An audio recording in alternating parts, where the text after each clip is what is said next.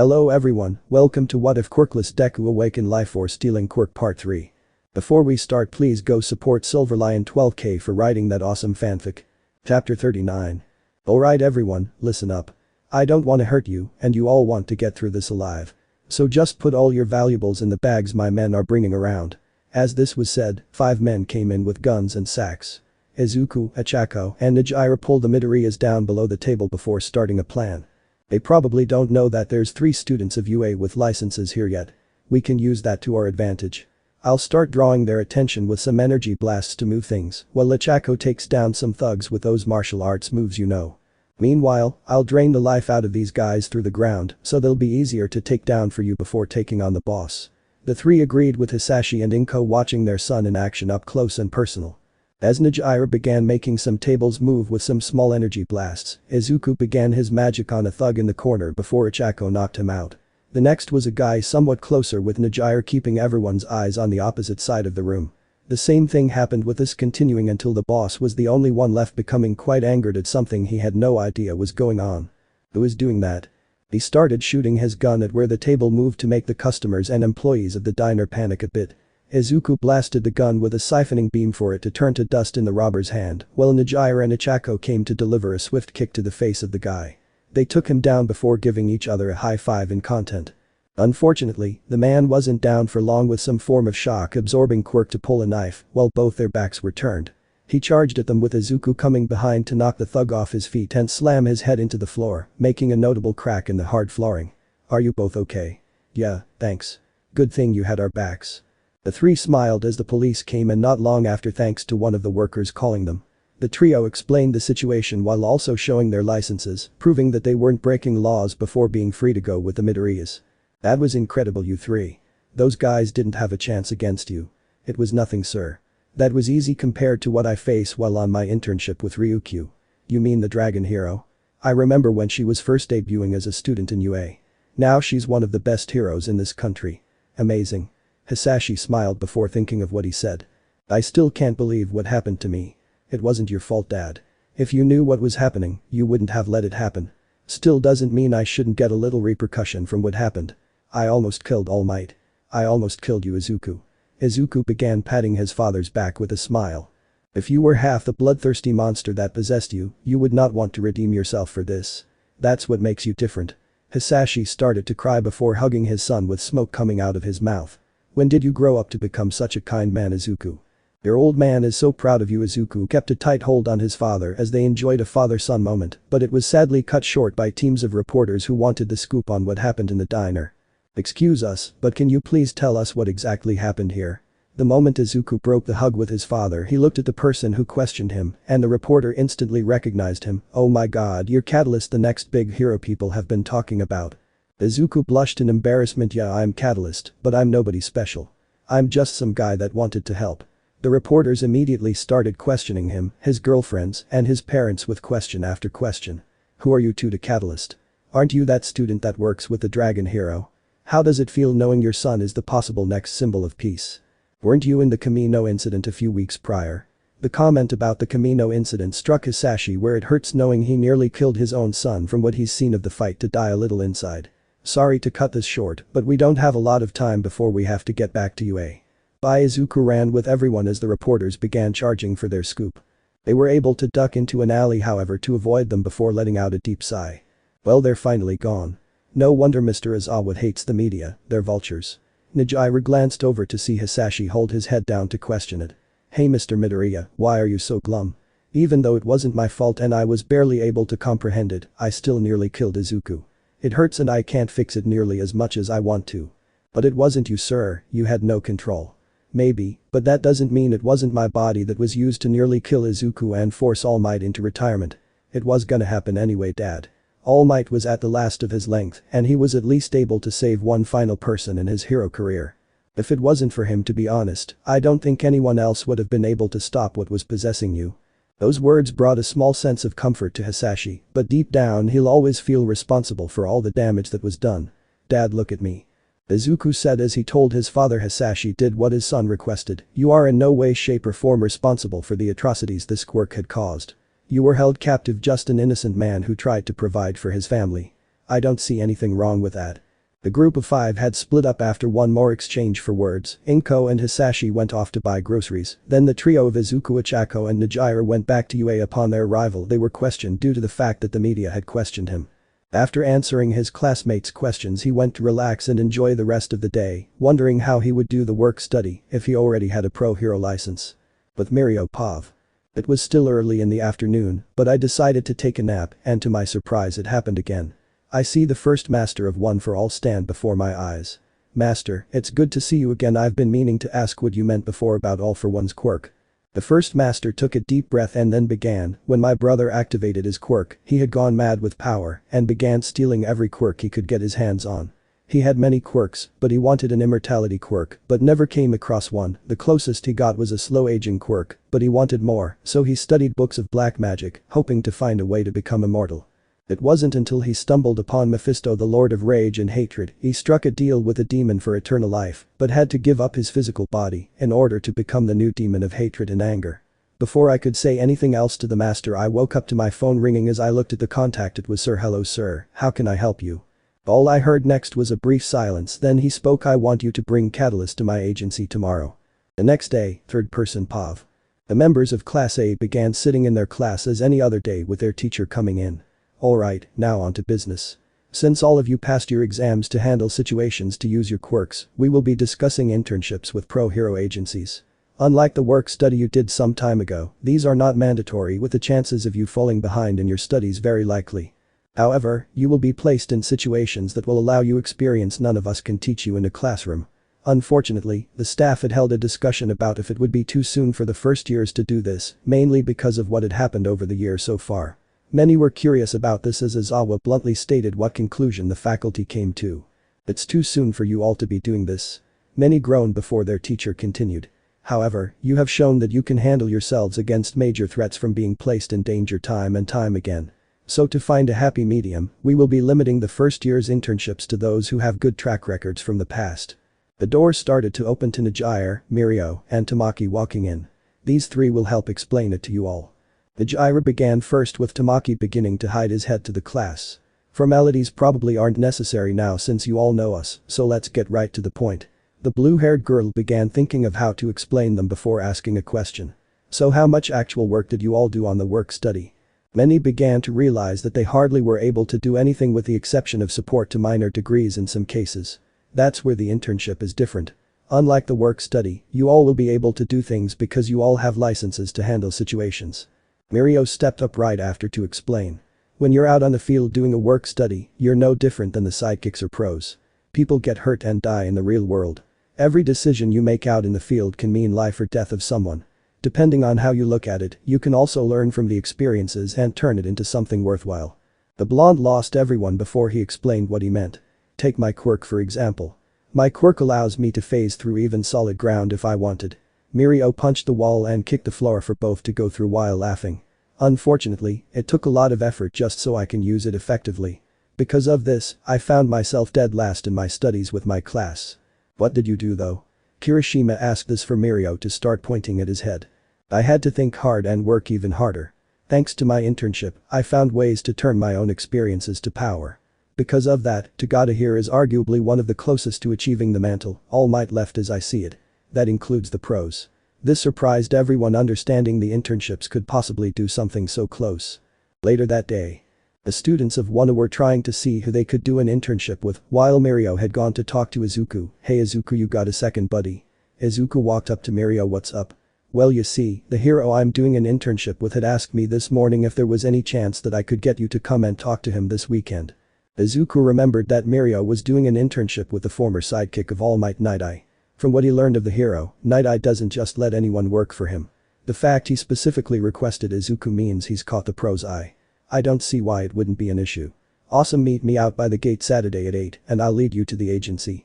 As they finished up, Nijira, Ochako, and Tsu came over saying that they'll be interning at Ryukyu's agency together. Things seemed to be falling in place rather well for everyone. Chapter 40. It was finally the day of the meeting with Sir Night Eye about the internship with him. Izuku had gone and met up with Mirio, but before departing from Nijira and Ochako, he gave them a kiss and goodbye hug. As the duo walked, Izuku began a conversation with his senior. So what's Night Eye like to work for? He can be kinda hard at points, but he's a man that likes to have a good sense of humor.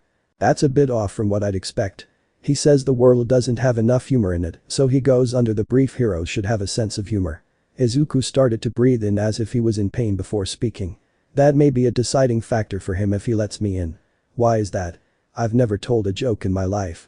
That may not end well for me. The duo eventually made their way to the agency with the greenette stealing his nerves. This is it. As they walked in the agency, Izuku began to ask a serious question to Mirio. Does Night Eye know about Ofa? I know he was All Might's sidekick, but I don't want to blab if he doesn't. He does. To be honest, Night Eye was actually grooming me to inherit it from what he said. Unfortunately it had to go to Bakugo first. Mirio made a face as if he wasn't too thrilled with Izuku following suit. Yeah, that wasn't the highlight when All Might tried to give me the power. They got to the door to hear laughter inside it. He really enjoys laughter, doesn't he? As the door opened, Izuku saw Night Eye hook his sidekick Bubble Girl into a tickle machine, making her laugh to the point she was crying. What the hell did I walk into? Ah, nice to see you, Catalyst. Please come in and take a seat. Bubble Girl was released from her restraints for her to stand to the side with Mirio. Who's the kid? Remember that kid Midoriya I talked to you about? This is him. The blue sidekick had a face of amazement as Izuku and Night Eye spoke. I assume you already know why I had asked you to come here, Catalyst. I have my suspicions. A silence was in the room as Izuku looked around the room to see quite the bit of a merch. Quite a collector you are. Yes. Even though All Might and myself left on some rather uneasy terms, he still is someone worth admiration. Ain't that the truth? Night Eye looked at his intern and sidekick to motion them to leave. As they did, Night Eye began to speak a little more freely with Izuku. I'm well aware of what happened between you and Bakugo Midoriya. Wait, how do you? I had spoken with All Might not long after the argument you had during the work study. To be honest, I have had an interest in you for quite some time. Mirio had told me to keep an eye on you during the sports festival, to see the real difference between you and the first choice All Might made for his successor. You're more willing to give to others than him. This had made me keep my attention on you to watch your antics during the Hosu incident, the Camino raid, even the Pro Hero license exam. You seem to catch the eyes of everyone you meet, must be why they call you the next to inherit All Might's mantle. The mention of this hit a sore spot on Izuku, mainly because he's been working the best he can to just become his version of what a hero is and not All Might's version. I'm not a fan of being called that. It's kinda a touchy subject, but I just want to be a hero that can save someone that needs it. Is that why you rejected becoming All Might's second choice? Izuku looked at the pro in shock as he explained. Izuku Midoriya, the boy who died and came back to be the hero for us all. A reporter put that out when doing an interview with your old school and finding out about cases of neglect on their part.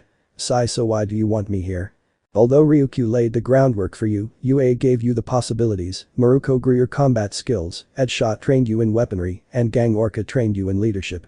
You have a knack to become something that perhaps even Mirio would have trouble with.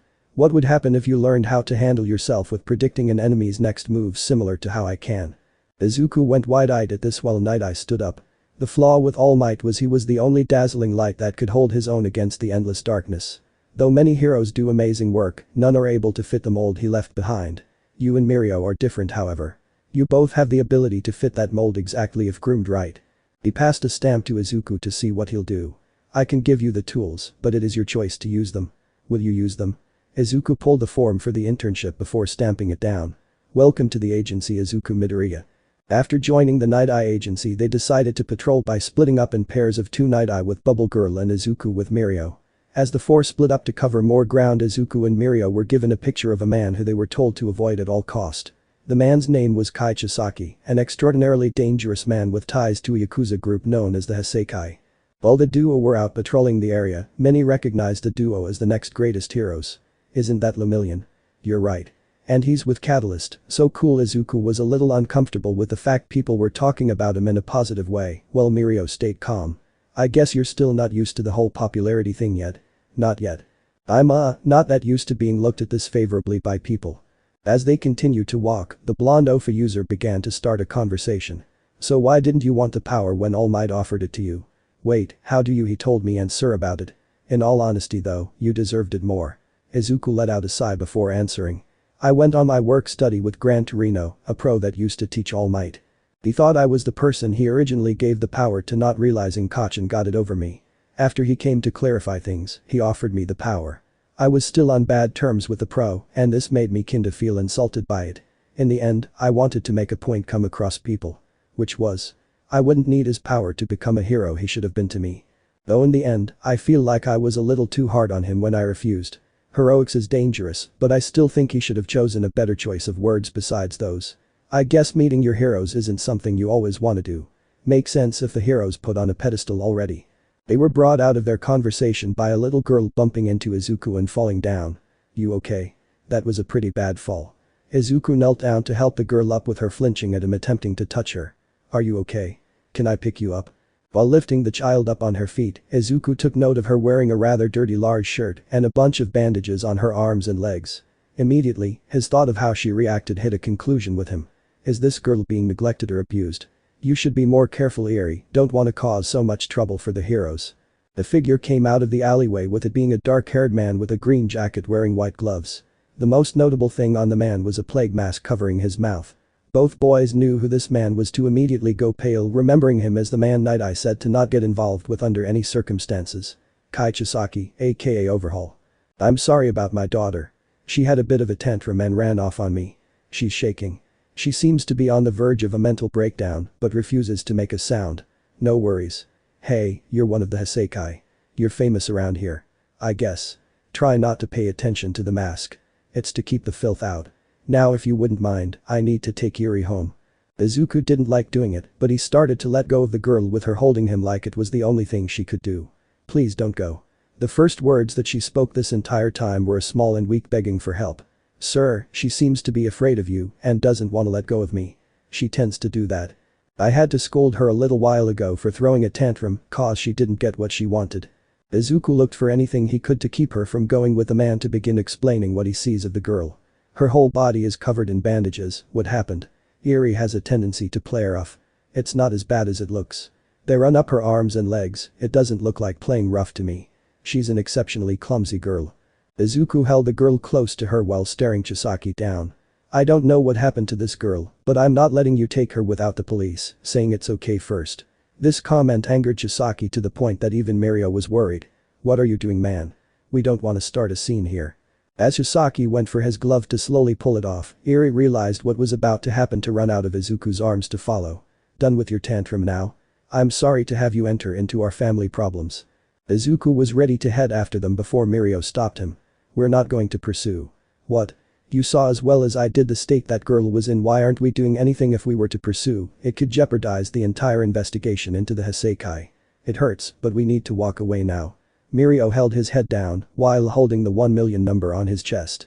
Both felt frustrated, but Izuku felt a tad more agitated. She was in my hands. I had her, but I couldn't help her. He was sickened with himself. Chapter 41.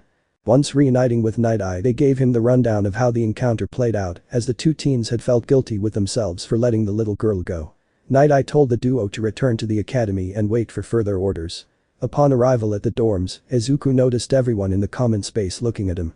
Hey Midoriya, you okay, man? Amanari asked this with Izuku giving a weak smile. Yeah, just a little worn out from today's work. You wanna hang with us, man? We got some room here and an extra controller. Shiro held up a controller to this box they had with Izuku politely declining. I think I'm just gonna relax in my room. As he went up, Achako noticed how lifeless he was to text Najire. She mentioned how Mirio was kinded down in the dumps as well, with Tamaki going to talk to him. The blue-haired girl said she'd be right over, knowing that if it bummed the always smiling Mirio out, it had to be something horrible. As this happened, Izuku laid on his bed looking at the ceiling with his hand up. I had her. His hand immediately went to a fist to slam it on his bed in anger. I had her, damn it, I could have saved her if I did something, so why didn't I? The regret and guilt was eating away at him. Even though people called him the next number one, he felt like a failure for not being able to save one little girl. He felt angry and wanted to scream and his head off. Before he got the chance to express his anger, there was a knock at the door that caught his attention. Izu, you okay? Izuku had opened his door and stood at his door was Achako and Najire as they looked at his eyes, and it looked like they lost their shine. The two quickly embraced him, since the last time they saw that kind of look in his eyes was the day they met him after finding him the moment he landed in front of them. Yeah, I'm just a little tired. It's nothing to worry about. They were worried about overstepping their boundaries, but couldn't help after seeing what Izuku looks like at the moment. Something happened, didn't it? Najire bluntly states this with Izuku motioning for both to come in. He shuts the door behind them before sitting on his chair for Achako and Najire to sit on his bed. I saw Mirio really sad today coming back from his internship. Tamaki is talking to him, but I wanted to make sure you were okay. If it brought him down, it had to be something really bad. Izuku was afraid to say anything until Ichako pointed out something. We've seen you literally when you were at your worst, Izuku. This is hurting you and we want to help. So please let us. Izuku took a deep breath before starting. Today on patrol, me and Mirio ran into a little girl. By first glance, she seemed odd with bandages around her arms and legs, didn't look like she was taken care of properly, and seemed to be terrified of something. My theory that she was abused and neglected was almost certain when she was afraid the second I reached for her. Unfortunately, something happened where. Izuku gripped his chair in anger before answering. Where she went back to whatever was happening to her. Because she was with a person involved in an investigation, we couldn't pursue. But that isn't what has you so ticked, is it? Nijira asked this before Izuku stared at his own hands. I had her in my hands and couldn't stop her from leaving. I had the power to stop this, and I couldn't even save a little girl. Izuku started to cry in absolute anger at himself.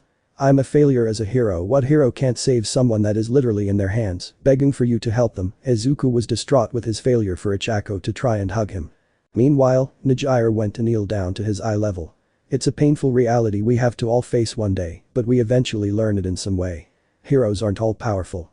We're still human, which means we can make mistakes, we can get hurt, we can even die. But that shouldn't make what we do any less important. We chose to don our costumes in the name of keeping the peace and helping those in need. Knowing what you're like, I don't believe she's completely gone yet. You gave her hope, and that's something that will push both of you to keep fighting. She may have slipped out of your hands, but that doesn't mean she's completely gone. When you meet her next, that's when it matters and you can make up for this. Take this and learn from it. Don't let it drag you down, because that's when you completely lose. Izuku understood this to slap his face a little before showing a determined face. Thank you both. He then turned to his desk to bring out a notebook with a sketch design for a support item he had in mind a little while back. Both girls saw it to question. What's that? When I was learning under Edshot, Maruko, and Gang Orca, I had this idea but didn't put it in, since it had a few kinks I needed to work out before sending it in to get approval. If I want to save Eri, I need to not hold anything back, and this could help. If you need anything, we're here for you. Ichako's right. We wouldn't want to be here if we didn't care about you. Izuku smiled at both before commenting. Thank you. I don't know what I'd do if it wasn't for the both of you. He went back to his idea for his support item with going over the guidelines with both. After a few modifications, Izuku held it on his desk with the three heading to bed. The next morning, Izuku gave the idea to Power Loader with him, saying it would be about a week before it came in, even with a rush order. This worked with Izuku since he needed to learn some forms of combat from one of his teachers. He was determined to save Eri the next time he'd see her, and this time when he had her to not let go. Chapter 42. It has been nearly a week. It was currently Thursday morning when Izuku woke up. There had still been no word from Night Eye until he saw his phone and saw a message from Night Eye. The message read, report to my agency, act natural and don't act suspicious. Izuku wasn't sure what was going on, but if he was sent this then there was a possibility there could be someone watching.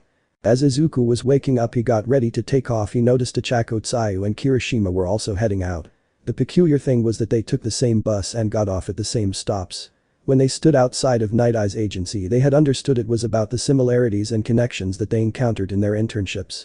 As the meeting proceeded they all discovered that there were Quirk erasing bullets being made out of human DNA. That's when it hit both Mirio and Izuku like a truck, the little girl who was covered in bandages, and asked them for help.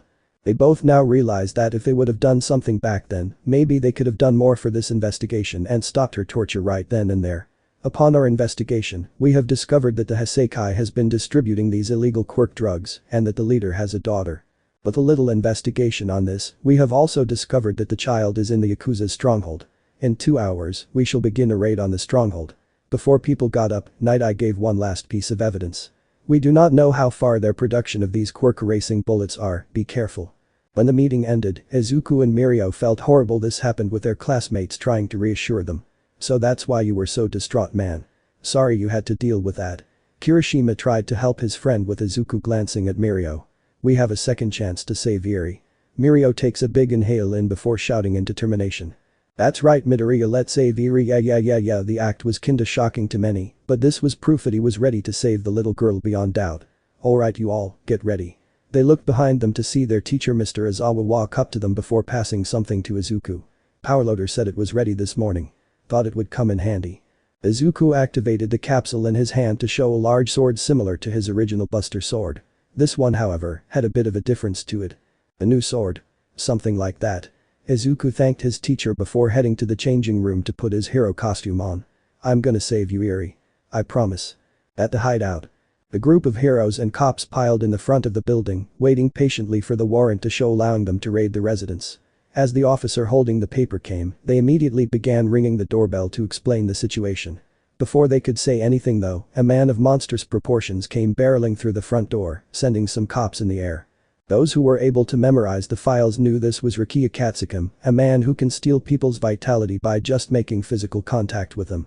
In retaliation to his attack, Izuku wrapped his chain around the large man's neck, siphoning out almost everything in him. You're not stopping us. With a surge of strength, Izuku flung the man into the air before slamming him on the pavement. You hear me? Ryukyu's group, hold off the members of the Heiseikai in the front. Everyone else, press forward. The group dispersed with the group that was inside being met by a bunch of Yakuza thugs. We don't have time for this, Catalyst Night Eye shouted for Izuku to get to the front before slamming his hands down. Ultimate move. Gate of Hades. The ground began to die with all the Yakuza standing on it losing their ability to fight. To avoid any serious issues, Izuku released a large portion of what he had in the ground to revitalize the plants and stone he destroyed. Groups 5 and 6, detain these people everyone, let's keep moving. The group continued on with Night Eye stopping immediately at a wall to hit a specific pattern for a secret passageway to open. When he did, a few thugs came out that were immediately taken out by the future Seer's sidekicks Bubble Girl and Centipeder to make quick work of them. They kept going to see a large wall blocking them with Kirishima and Izuku having enough of this. They slammed through the wall to show a passage underneath. Damn, these first years are good. The pro hero Rock Lock stated this with Night Eye taking the lead to continue down the corridor. As they kept making their way to save Eri, they found a door that led to a group of 3 people. We don't have time for this decay shot. Izuku's patience was wearing thin as he handcuffed the 3 lowlifes. With Quirk cancelling cuffs, the whole party remained together until a hole in the wall tried to swallow Racerhead whole, but he was pushed out of the way by Fatgum and Redried. After they were separated, the walls began to warp in order to delay them longer. Lemillion had slipped past the walls in order to continue the pursuit. Izuku noticed that there was hardly any resistance. The only obstacle in the way was the warping walls. Then suddenly his group was split up into 2. Catalyst, can you use your special move again? Night Eye asked as he could find the source of this obstacle quickly. I can use it again if you like. Night Eye now had a plan which could make this a 100% success. Use it now, and when you find an opening leave and give Mirio support. Izuku wanted to protest but wasn't allowed the chance. You and Mirio are our only hope to make this mission a huge success. Chapter 43. Izuku had drained the life force of the hallway, then followed orders and ran ahead to assist Lemillion. As Izuku kept running, he began to hear a commotion and saw a cracked wall. When he burst through the damaged wall, the next scene he saw was horrific.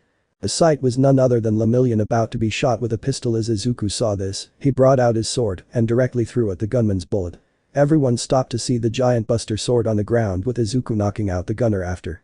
You wanna hurt someone, Overhaul? Let's see how you handle that with me. Izuku walked into the area with Mirio and Eri, watching him calmly go over to grab his one sword. He kneeled down to greet Eri with a smile. Hello Eri, we're here to save you. Eri couldn't comprehend this to begin asking. Why?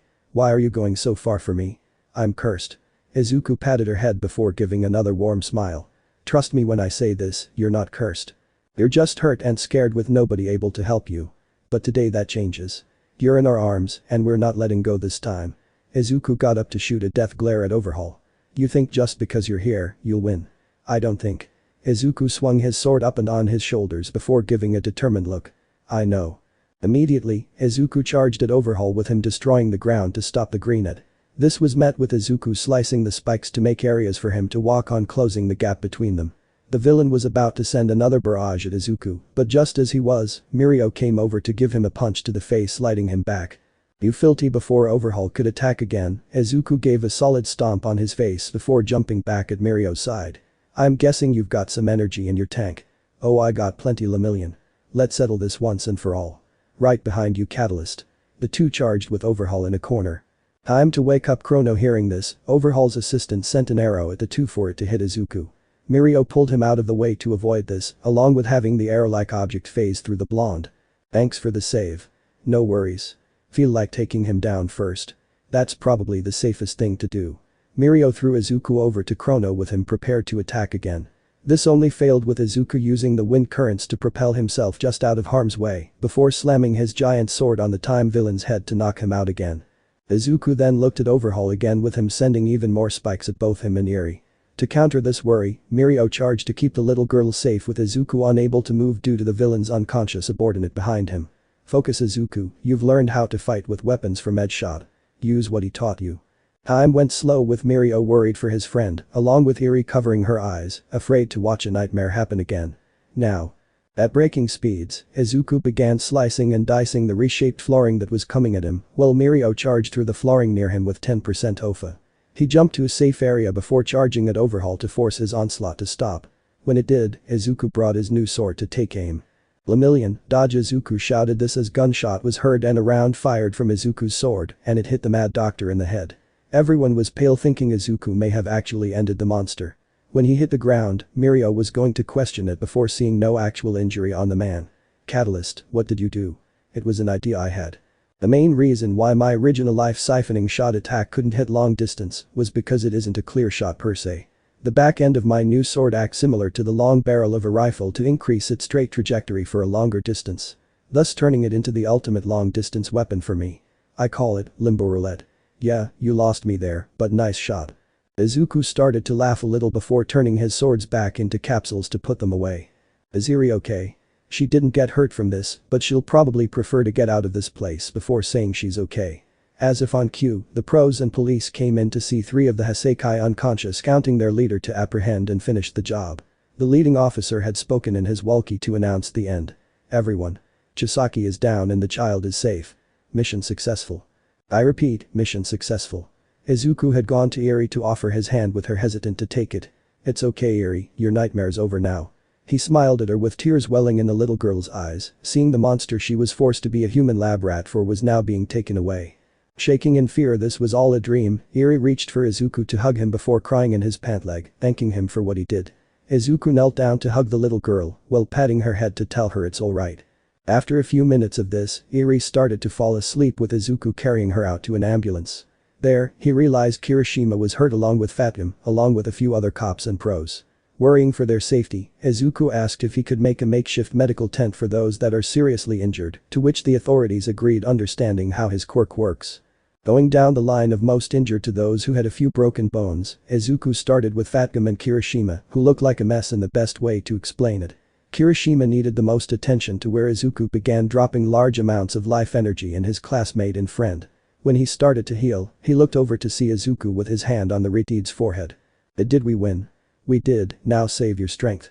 We can explain everything when you're not going to look like a mummy man. Kirishima laughed at this before falling back to sleep. Once finished with him, Izuku turned to Fatgum, who wasn't in as bad shape but needed attention. Gotta admit, that quirk of yours does come in handy on and off the field. Thank you, sir. When that was done, Izuku went to Rock Lock, who suffered a stab to his side. Can't believe I got stabbed by that League of Villains girl. When he heard this, the Greenet's eyes went wide. The League was here, yeah, that blonde girl barely missed a vital from what I was told twice. Something didn't sound right from what Izuku knew. From first-hand experience and what Rock Lock said of the attack, Toga would have been able to hit a vital close range if she was able to. Few hours later.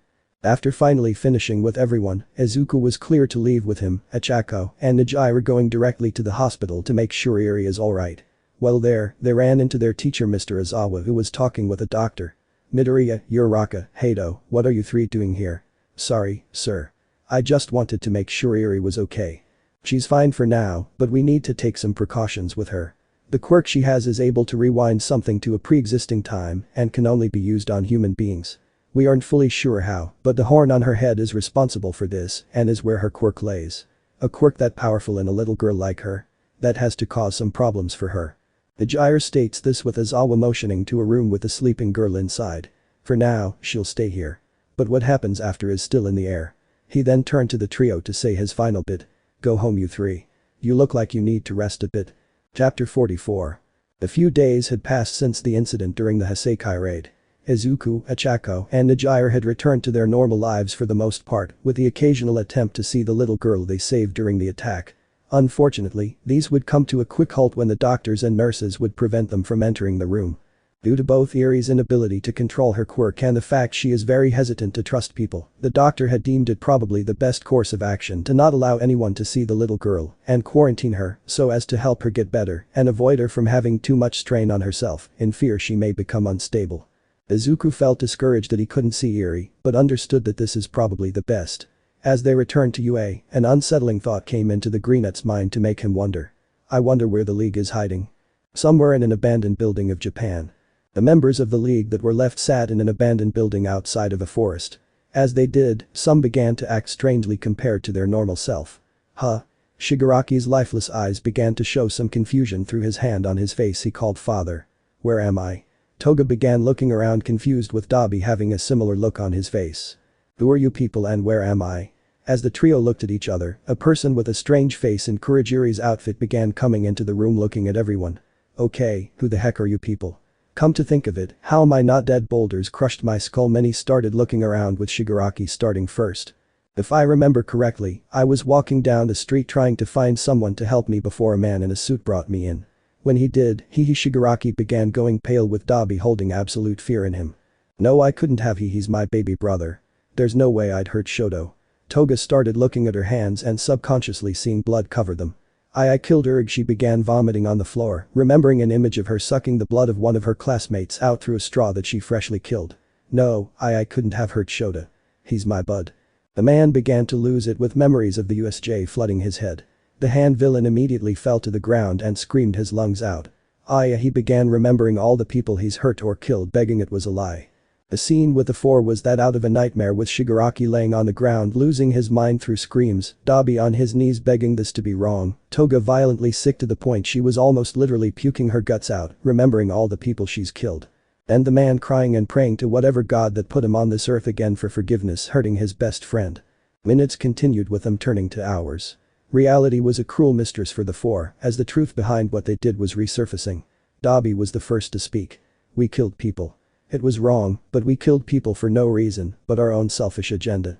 He began to hold tears in his eyes as Toga laid in pain from her stomach and her mind that realized this.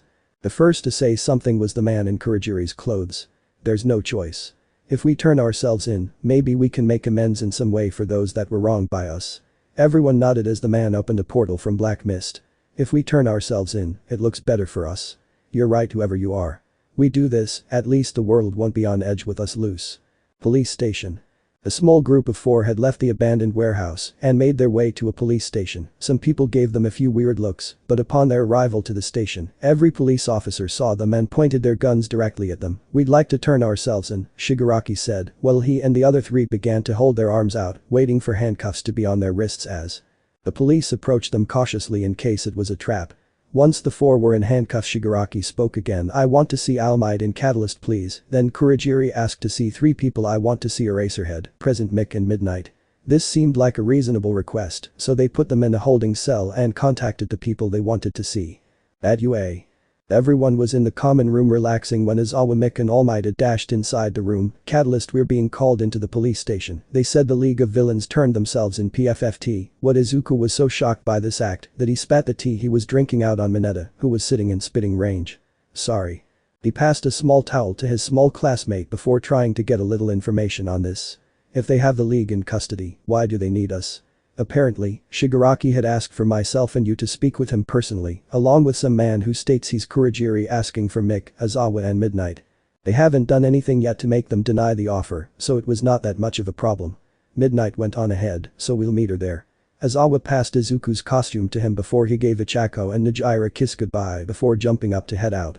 As they drove, Midnight began calling Izawa with a conversation being heard by everyone in the car. Hello. Shota, you and Hisashi need to get down here now. Why? Just trust me. You won't believe this unless you see it. I'm barely believing it myself, but it's happening. Midnight's voice sounded shaky like she was about to break down with all four being completely confused. What don't you believe? Silence was on the line angering the underground hero. Kayama Shirakumo is alive. She hung up on her line with Mick and Izawa going pale hearing this. Sir.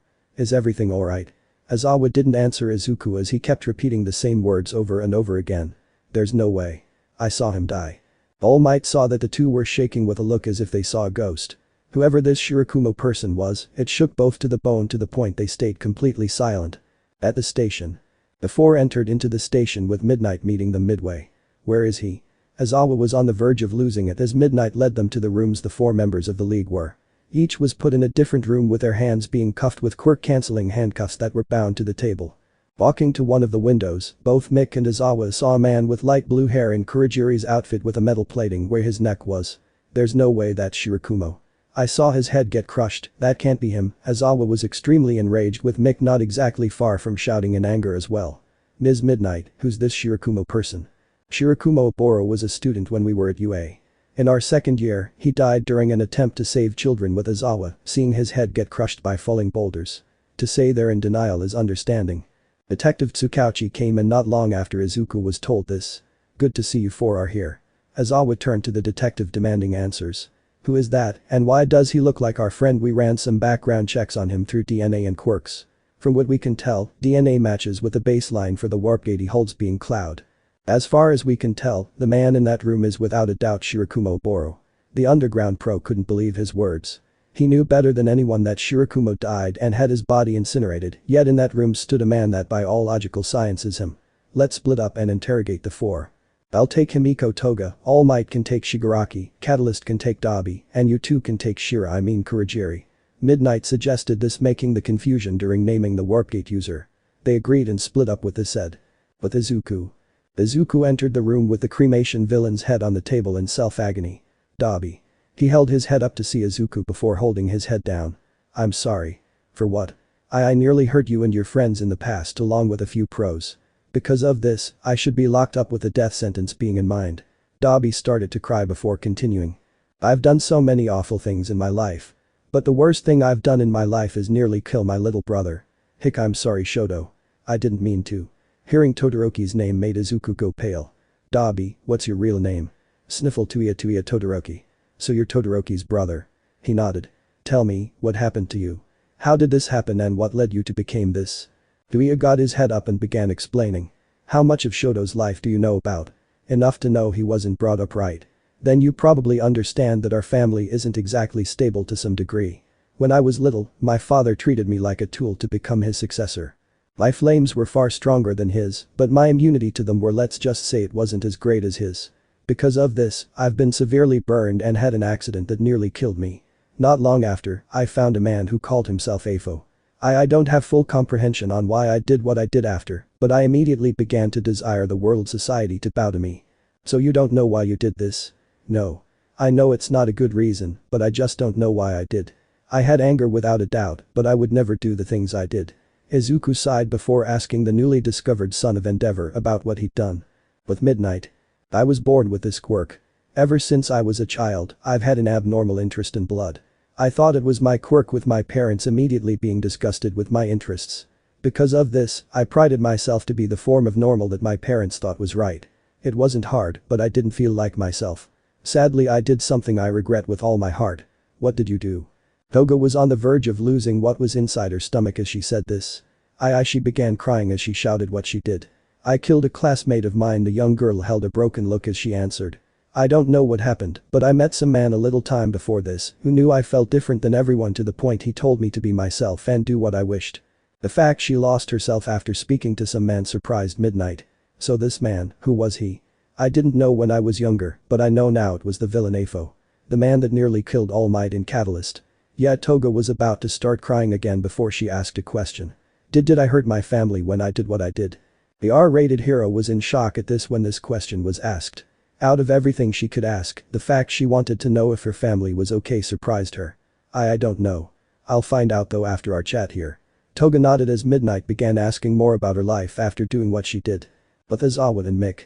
Hey guys, long time no see. I wish we could have reunited under better circumstances, Kurogiri said as his face was finally visible. Both Mick and Eraser couldn't believe it. Right in front of them sat their best friend Shirakumo. I saw you die, why couldn't you let us know you were still alive? Eraser snapped. He didn't know what else to say. I can't even understand how I'm alive either. The last thing I remember on that day was having my head crushed. After that, I was in some kind of water from what I could tell. I couldn't see where I was, but I could hear what was going on around me. Some man that sounded kinda old was talking to someone he called Afo. They talked about how they were altering my quirk and reshaping me into a unique type of Nomu as they called it. Both Mick and Eraserhead went wide-eyed when he said Nomu. I can't remember much else of my own free will, but something about a hospital. Okay, so what do you remember after that? He began to think back to remember a boy with light blue hair. I remember being told I had to watch and protect a boy. Tamura, I think the guy that called himself Afo said. He then started calling me Kurogiri, with it feeling like my own self-control was no longer available.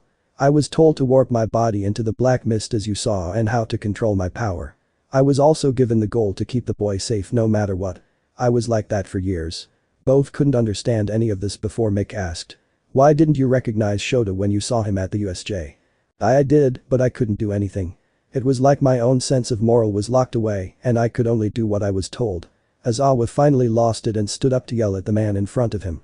If you're really Shirakumo, what's the promise we made to each other back when we were students? Shirakumo answered calmly with a small tear coming down his eye. We promised to become heroes together and make our own agency. Hisashi said we'd even split the money fairly when we make it big together. This was a few days before I hearing the promise they made all those years back hit the pro like a stack of bricks. Now he knew without a doubt the man in front of him was Shirakumo. It's really you. Shirakumo, it's really you. A tear was seen in his eye as Aizawa came to this reality. With all might. Why did you want to speak with me, Shigaraki? Silence filled the room. Tenko All Might looked confused as the young man said the name. The name is Tenko Shimura. You knew my grandmother. I never knew her name, but my sister showed me a picture of her when we tried to put the picture back. Dad caught us and hit us telling us that she gave him up and was a failure of a parent. All Might couldn't believe that Nana's son would think poorly of her. He began to wonder if he should have disobeyed and cared for her son, so things would have turned out better. What did you want to be when you grew up? All Might asked, hoping Tenko was different. I wanted to be a rescue hero, but father made me feel guilty by saying if I became a hero, I'd only abandon my family. I killed my family and our dog when suddenly my quirk activated. I thought a villain had attacked us. I reached for my sister, then she crumbled away. One by one they disintegrated until I was left alone wandering the streets, and that's when Afo found me. What's gonna happen next? Do I get the death penalty? All Might couldn't think properly, but in his head he vowed to protect this young man and get him help. I'll talk to the other heroes and the police. We'll try to see what we can do, I promise. Chapter 45. As the five reunited in a small office with Detective Tsukauchi and the chief of police inside. So what did you all come up with? Izuku answered first for the chief with what he'd gathered. Dabi's real name is Tuya Todoroki and is the oldest son of Endeavor. After an accident where he was presumed dead, Afo found him with his Minset going kinda south. He admitted to several burned corpse cases we've recently had that we can't actually pin on anyone in particular. Midnight was next. Himiko Toga had a similar act from meeting a man she later knew as Afo, with her ability to control her sense of interest and blood going out the door. She prided herself on being prim and proper, but suddenly found herself unable to control herself with killing people and nearly throwing up at the fact she bled them dry of their blood. The look she gave wasn't that of what we've seen on her before. It was one of someone who's betrayed her own sense of moral code and is violently sickened by it. Aizawa sighed while answering what he obtained. The man in there is without a doubt Shirakumo Boro. He said he was resurrected in a way by Afo from what he could point out in some doctor. He later found out he was in a hospital and a fully competent Nomu. Everyone stopped when they heard what happened to the former pro hero in training. Kurogiri was a Nomu all along. I'm afraid so, Catalyst. We weren't exactly fond of hearing this either. Nick added this part with both him and Aizawa holding their heads in shame of what happened to their old friend. What about Shigaraki? His real name is Tenko Shimura and accidentally killed his family when his quirk manifested. From what he's pointed out, his father was borderline abusive to him, withholding absolute hatred for heroes to a point he'd disown the lad if he ever tried to become a rescue hero like he dreamed to. As with the other three, he turned to the worst thing he could be after everyone, but Afo turned their backs on him. They only realized what happened to them a few hours prior to coming here to be disgusted with himself willingly going with a death sentence if given it. The chief began to think on this before going to Tsukauchi, who was listening to everything in the rooms through the recordings, to determine if any of what they'd say would be a lie or not with his quirk. Is any of this a lie? No, sir. Every word that the four spoke was true. Though they weren't in their right minds, the four did kill many people, and setting them free would cause an uproar more than there already was against heroes and society in general. However, all four would have easily been given a death sentence if they went on trial. Now came the issue they needed to determine. What should they do that will help everyone? It's not right to them to be put on trial if they weren't even fully aware they were doing this and unable to control their actions. Even if we did, I doubt they'd get away with anything less than the death penalty. But if we don't prosecute them, we look like the bad guys and our police and hero association pays the crime. 4 of the 5 heroes debated this with Aizawa seeing Izuku deep in thought. What are you thinking? What if the populace believes the 4 were given the death sentence out of the public's eye to avoid any widespread madness? Nobody pieced together what Shigaraki, Kurogiri, and Dabi's real names are, so they can get a change in what they look like along with live their lives normally. What about Toga? How are we gonna change her? New name, new hairstyle, new hair color. Virtually the same thing as them, but with an actual change. But if they're left to the general populace, we could still be found out. Midnight pointed out a serious point in mind. Not to mention the records state that Shirakumo and Tuya are dead. Not unless the records weren't accurate and they were held hostage by the League. Not a full lie, but the truth is twisted a bit so we can handle this. Okay, but what should we do about the whole can't let them go in the general public issue? I think I can help with that. All Might spoke up with explaining what he had in mind. About an hour later. The four were brought together ready to face judgment when Catalyst, All Might, Eraser McMidnight and Detective Tsukauchi had walked in. They saw the four villains flinch in fear, wondering what will happen to them. Alright, we have a plan to make it seem like you're going to be put on death row to fool the population, but in reality we'll help you reintegrate into society, Catalyst said as the four looked dumbfounded at this plan. Allow me to clarify for this. In this reintegration plan, you four will be living at UA for the time. Shimura, Todoroki, and Oboro will be working as assistant teachers, while Toga is put into the hero course under an alias. Due to an open slot, this is feasible. None of the four could understand this, with Toga being the first to ask a question. Wouldn't we be caught the second someone sees us? Our faces aren't exactly unknown to the populace. That's where the next phase of this comes in. We will change your looks with Tuya going to red hair and me healing his damaged skin enough where you aren't noticed, Shimura and Toga having dark hair, and since we're going with the fact two of you were held hostage by the villains for years, Oboro can be brought in with no significant change. If you all show promise, we can even pull some strings to make you all underground heroes. You won't have the public eye on you, but you'll also work the underground with things the populace don't exactly see. Each of the four were amazed until Tenko asked a serious question. Why help us? All we've done to all of you is try and kill you all. We appreciate everything you're doing, but why stick your necks out like this for people who were ready to kill you in cold blood? All Might spoke up with this. First, because none of you were actually given a fair shake in this life. You all were tormented, ignored, and forced to live certain ways because of things our society failed to help you with. Second is because we know for a fact none of you lied thanks to our detective here's Quirk. Third and foremost, to fix the damage that was done to you all. This should have never happened, but it did. Each one of you is disgusted with what you did and wanted to make amends the second you could. You caused no trouble coming into the station and continue to follow what you're told. You four truly feel for what you did and want to make a difference. It's still your calls to make. Each thought hard on the idea before nodding, saying they'll take the offer. Good. Himiko Toga. Starting now, your name will be Shiso Honto, thought true. Midnight brought out 3 sets of hair dye for the 3 to go into the restrooms to change their looks. I will also come in to cut your hair, Ms. Honto. This will help change you more. Thank you. The 3 were given the chance to head into the restroom, where they changed their hair color with a dye before Izuku healed most of Tuya's damaged skin, along with removing the staples that held it in place. Scars were still there for the former villain, but he almost looked like an entirely different person. When returning with a new change of clothes, they sat down for one final thing that they needed to know. Before you can continue, you must also know that Class 1 will also need to learn of this, since you 4 will be interacting with them during this. They began sweating hearing this as Izuku calmed them down. If anything happens, I'll act as someone to help you. They won't attack you, so don't worry about that. The 4 let a deep sigh out as Tsukauchi brought a car for them to pile into with Izuku inside along with them. Worry filled them all with unease what the class will think when they realize the former top-tier villains of the league are now going to be their classmates and teachers' assistants. Back at UA. When the heroes had brought back the 4 former villains, all 4 were still worried since they would be interacting with a group of students who were nearly killed. Don't worry, I'll make sure you're safe. Izuku reassured them while going up to the door to the dorms. When he opened it, he saw everyone in the common space enjoying their free time. Hey Izuku, everything's done at the station. Nijira asked Izuku with a smile next to Ichako, who turned to them. Yeah. We also have some new faculty and a new classmate starting tomorrow. Oh cool. Everyone started to get up with Tenko and Shirakumo walking in without anyone putting the pieces together. When Tuya and Shiso made their presence known, Mineta and Kaminari immediately freaked. It's those villains from the training camp, we're all gonna die. The fact everyone heard this made them get into a fighting stance, causing tension in the room with many about to attack. This was stopped when Izawa raised their quirks to make them all look over to him. Sir, why are 2 members of the League of Villains here? Relax, Ida. They aren't going to attack us. So we're gonna just look the other way that they nearly killed us and targeted Midoriya in particular. I'm with Kiri on this one. Not happening. Ashido shouted this with Izuku standing in between both groups. It's a long story, but they're just as much victims as we all were. Everyone started to calm down a bit but remained poised and ready in case they did decide to attack. Izuku and the four sat down at the couch, explaining what happened enough to a point everyone understood this was Afo's doing without going into detail about Afo and Ofa for the group of 19 to calm down slightly.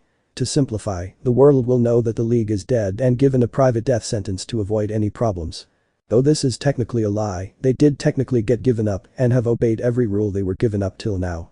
With that, we were able to allow them a spot as assistant teachers here for our class only and a spot in the hero course since there still is an open slot. The only one of these three that has had their real name shown to the public is Toga's, so her alias from now on is Shiso Honto. Everyone understood this with Todoroki raising his hand. So you're alive, Tuya. It's a long story how, but yeah. We're also saying that the files for Tuya Todoroki and Shirakumo Boro being dead were based on false information and that they were held prisoner by the League. Again a lie, but not exactly one. At that moment, Tenko got up to stand in front of the class. He got to his knees before slamming his hands and head on the ground with everyone surprised. I know this does not make amends for everything I have done, but I am truly and sincerely sorry for everything that I have done. I beg of you, please give us a chance. If you do, we will do everything in our power to make the most of it and do good. We can't change the fact we hurt you and others, but we can try and make right in honor of those we did. Everyone was silent until Ichako and Nijire spoke. I guess it won't hurt. If Izuku thinks it's right, I'm in. One by one, the class started to agree with the four reformed villains thanking them. The day progressed as normal with everyone as Izuku went out to relax on the stairwell of the entrance. Thank you. Izuku glanced over to see who was speaking to see it was Tenko. I didn't do anything special. You at least held some form of hope we were telling the truth.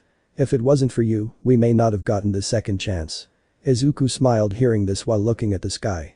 You just remind me of when I was about to lose my mind a little while back. You needed help, so I gave it. You didn't have to though. Izuku laughed at this before saying something he believed. You can be the most powerful being in this world hero or not, but that doesn't mean you can't need help from time to time. It all just depends on if you give the hand to help or not to the person that needs it. Today, you and your group were the ones that needed it the most. Tenko smiled before nodding. Because of that, we have a new chance when we could have never had one. Thank you for that. The dark-haired man gave his hand out for Izuku to shake it. It's what a hero does. Chapter 46. The following day Class 1 walked into their class and saw both Toya and Tenko standing beside their teacher Izawa, who had planned a special lesson that two former villains could teach. The lesson was called What Not to Do If Captured. The advice given to them was helpful so they wouldn't panic if they were ever captured. Classes went rather smoothly for this, with the students getting used to the fact they have their former enemies as both a classmate and assistant teachers. Strangely enough, the three were normal acting. Of course they weren't textbook normal, but they seemed to be normal enough for the class to accept. Once lunch came, the class had gone to the cafeteria, while Tuya and Tenko reunited with Shirakumo, who was going to assist in today's hero training alongside All Might and Izawa. So how was teaching for the two of you? A little awkward. The Redeed sat in a chair while Shigaraki kept looking over some files on the students. Maybe I can help out more if I learn where they are growth-wise. Though many didn't expect it, Tenko was actually rather quick to assess situations and handle them in different ways that needed them back when he was Shigaraki. Yes, he served Afo who founded it, but the league in general was run by him specifically. Seems you're quite the go-getter. The black-haired man looked up to see Midnight look down at him. I was just curious where I might be able to help. Perhaps I can assist the students more if I learn more of where they are. His voice was shaky talking to her with the R-rated hero, noticing the abnormal amount of folders beside him. Seeing them in action can also be worthwhile. Take some time to see what some of the students can do in Heroes class. That's probably when you'll see the most growth. Tenko thought about this before agreeing. I may glance inside. Good to hear. But Izuku and Ichako met up with Nijire, Tamaki, and Mirio who saved them seats where they were sitting. As they sat, they noticed Ishido pulling Toga or Honto over to her to sit with the other girls. She seemed nervous at first, but the former villain was quickly accepted into the group. Seems she's getting along quite well. Good for Honto. Both girls smiled at this, while Mirio asked Izuku about her. So who's the girl with black hair over there? Is she your new classmate or something? Izuku thought about telling the two who she really was, but held off at least until they weren't in public. Her name is Shiso Honto, and yes. She just transferred here a day ago with her having a little problems where she was before. To make it simple, she wasn't looked at favorably, and she has a quirk that kinda makes people look at her funny. Both understood and didn't press more with finishing their lunch. Might not be a total lie, but I do feel kinda bad keeping them in the dark. Hero training. As it was time for hero training, all students were geared up except for Hanto, whose costume was taking a bit longer to make since many were requesting upgrades. So in order to improve her quirk, she had the assistance of teachers who donated some blood and would train with whoever she was copying in order to be the perfect infiltrator and gain as much info for heroes. Inside Beta Gym, Tenko was observing many of the students and began to call who he saw could improve the most and gave them pointers on how to efficiently maximize their quirk use. Before class ended, Tenko had to leave and pick up an item that the support course had made specifically for him. When he got them, they were quirk-canceling wrist cuffs. One had a built-in watch and communicator, the other had a GPS and controls for the quirk-canceling feature. He was extremely happy they could help him in case his quirk went haywire. He accidentally bumped into one student. "Watch where you're going, bucking extra." The black-haired man came out of his happiness of his new gear to see the aggressive Bakugo bump into him. Sorry, I wasn't paying attention." "You should be, loser." The two walked away with a strange voice in Bakugo's head speaking to him. "Tell me something, Bakugo, how much would you love to be known as the hero who took down Tamura Shigaraki? Whoever or whatever you are, you're just a figment of my imagination. Get out of my head and stay out. You may believe I am a figment, but I know you better than yourself. I also know the man who you bumped into was in fact Shigaraki." "You're lying." "The news said he's dead." "The news also calls you a lost cause for heroics after calling you the prodigal son. Do you believe that? What are you getting at? If the world knows you as the man who took down Shigaraki, an investigation will be brought into the school with the people who pulled you from the hero course brought into questioning, and the withdrawal of you from the hero course will be revoked. You'll be a hero, the people who made you a fool will be punished, and Midoriya, well, you can leave him to me." Bakugo smirked at this while walking over to Tenko with intent to find out the truth. "Hey you." Tenko flinched hearing this as he turned around. "Why yes. I know who you are, Shigaraki." This comment sent a chill down the former villain's spine as he tried to deny it. What are you talking about? My name is Tenko Shimura, a student assistant in class 1. Tenko was cut off by an explosion, almost hitting him in the face. He pulled back just in time with an evil look on Bakugo's face. "You can fool these extras, but you can't fool me, you hand-wearing freak." Tenko looked deep into Bakugo's eyes and saw something there. Something he knew from experience but didn't want to believe it. "Not again. My life is getting back on track. I gotta get away." He ran out of the building with the angry blonde in hot pursuit. "Get back here." They ran out the building with Tenko trying to think of where to go. "What should I do? Should I find another teacher? No, I may find some kids and get them involved. Should I find Midoriya? No, that would cause problems for him." In that moment, Tenko remembered the communicator function and the fact it's hooked up to the teacher's lounge. He immediately started to ring for Class 1B's teacher to pick up. "Hello? Please, I need help. Some ash blonde guy is attacking me." "Naahhh, hello." Tenko just nearly dodged an explosion at him to continue running. "Send help, I'm at the south part of the campus. I've got you now, you bastard." The feed was cut with Vlad King running out while contacting any teachers nearby to head to the south part of the campus to help Tenko. Fortunately for him, one teacher that could help was there and ran out looking for the former villain. Meanwhile, Tenko found himself in a dead end cornered by Bakugo. Nowhere to run now. "Why don't you just accept your fate and die now?" He began making explosions as Tenko tried to reason his way out of this. "If I really was Shigaraki, wouldn't I cause some destruction in a means to take you down?" "Shut up and die, damn it. I can't use my quirk or it'll just prove that I'm lying. This is gonna hurt." Tenko covered his face with his arms, prepared for what was to come next. He could hear the blonde's explosions before a loud thud was heard. He slowly removed his arms to see Bakugo down on the ground unconscious. "Sorry about the trouble, Tenko." The black-haired man looked over to see Midnight with some of her bodysuit ripped open. "Sigh, thank you for the save, Midnight. Thought I was gonna get a beating there." "No worries. This one here has given us enough troubles to a point. This isn't new." She started to grab Bakugo with Tenko offering to carry him. They brought him to the nurse's office where the blonde was then restrained prior to waking. "I thought Bakugo was in the hero course. Why is he in general studies?" Midnight let a sigh out before answering. He hurt Midoriya and refused to learn his lesson. It came to the point where we just couldn't allow him to be a hero. The quirk he has is amazing, don't get me wrong. But that ego is why he's where he's at now." "I see." He sat down while looking at his new support gear, making sure it wasn't damaged. Fortunately, they were quite durable, with him sighing. "To be honest, I don't blame him for attacking me. If I was him and found out the league's leader was in the school, I'd go after him as well. But what he did was wrong on so many levels. You did good by bringing Bakugo to the south part of the campus. Very smart and level-headed of you. Thanks." On cue, Bakugo begins to wake up only to discover he's strapped to the bed. "Get me the buck out of here, not a chance until you calm down." Bakugo looked over to see Midnight with Tenko behind her. The bucking leader of the league is behind you and you're doing jack shit. What the hell, this is not Tamura Shigaraki. This is Tenko Shimura, a teacher's assistant who is trying to help us and prove to himself he can be something. Bull Midnight pinched the bridge of her nose before stating what was going to happen. I'm not Izawa who would have preferred you to be expelled. Believe it or not, I'm one of the few teachers who actually thought expelling you would have more consequences than needed. But after this little stunt. You're lucky I don't put in the request as well. Starting now, you're suspended for a week as well as forced to write a 5,000-word apology to Tenko for attacking him and why quirk laws are important. Counting this, you will be responsible for cleaning the common space of your dorm. Midnight started walking away before Bakugo started shouting. In what world is that fair? You want to keep going? Finally losing her last bit of patience for the boy, Midnight explains where he stands at the moment. You were put in my class because I'm the only teacher who was willing to accept you being in their class.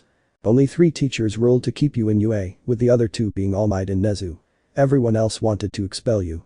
Even now, if I pull my request to keep you here after what you've done so far, Nezu will expel you. Keep that in mind going forward. The R-rated hero left the room with Tenko releasing the restraint on his hand. That should allow you to unfasten yourself. He immediately ran out of the room afraid to get caught in another attack while Bakugo looked at the ceiling. I can't believe this. Suspended, forced to clean a bunch of extras messes and having to apologize to some shitty villain. This is BS. Chapter 47. Izuku had been summoned by Izawa and he wanted to know what it was about. Midoriya, perfect timing. I've gotten word from the hospital that Eri can have visitors. Izuku was happy so he decided to rush over immediately, but Izawa had decided to drive. Along with him, Mirio had decided to join in with a care package with him. Hey buddy, guess you heard the good news. Yeah. The 3 began driving to the hospital where they were escorted to Eri's room. Before going in, they were told about how Eri's horn shrunk and that at the moment she is probably the most stable she's able to be at the moment to interact with people. Once inside, they greeted the little girl by offering a care package. Since they didn't know her favorite fruit, Mirio had quite a few fruits in it. Eri however was more content with the apple above anything else. After they cut and planted a few, they began to talk calmly among each other. I'm sorry I never got your name so well. I know Lemillion, but what's yours? Oh, it's Catalyst as my hero name. But you can also just call me Izuku Midoriya. Catalyst. What's that? It means something that can affect someone in a great way. The little girl immediately looked down at her bandaged arms before saying anything. Like my curse. She obtained a head pat by Izuku who smiled at her. Your quirk wasn't the reasoning for anything you went through. Don't assume everything is always your fault. Let others hold the blame now and again. Eri nodded and began trying to make abnormal facial expressions. When she stopped, she started frowning before saying something. I'm sorry, but I think I forgot to smile. This hit both boys like a stack of bricks. Eri's alive and safe, but she isn't free from the hold Chisaki has on her yet. Until she can be released from that and learn to smile, she'll never be truly saved. Mirio immediately remembered something that the doctor said about her interacting with people.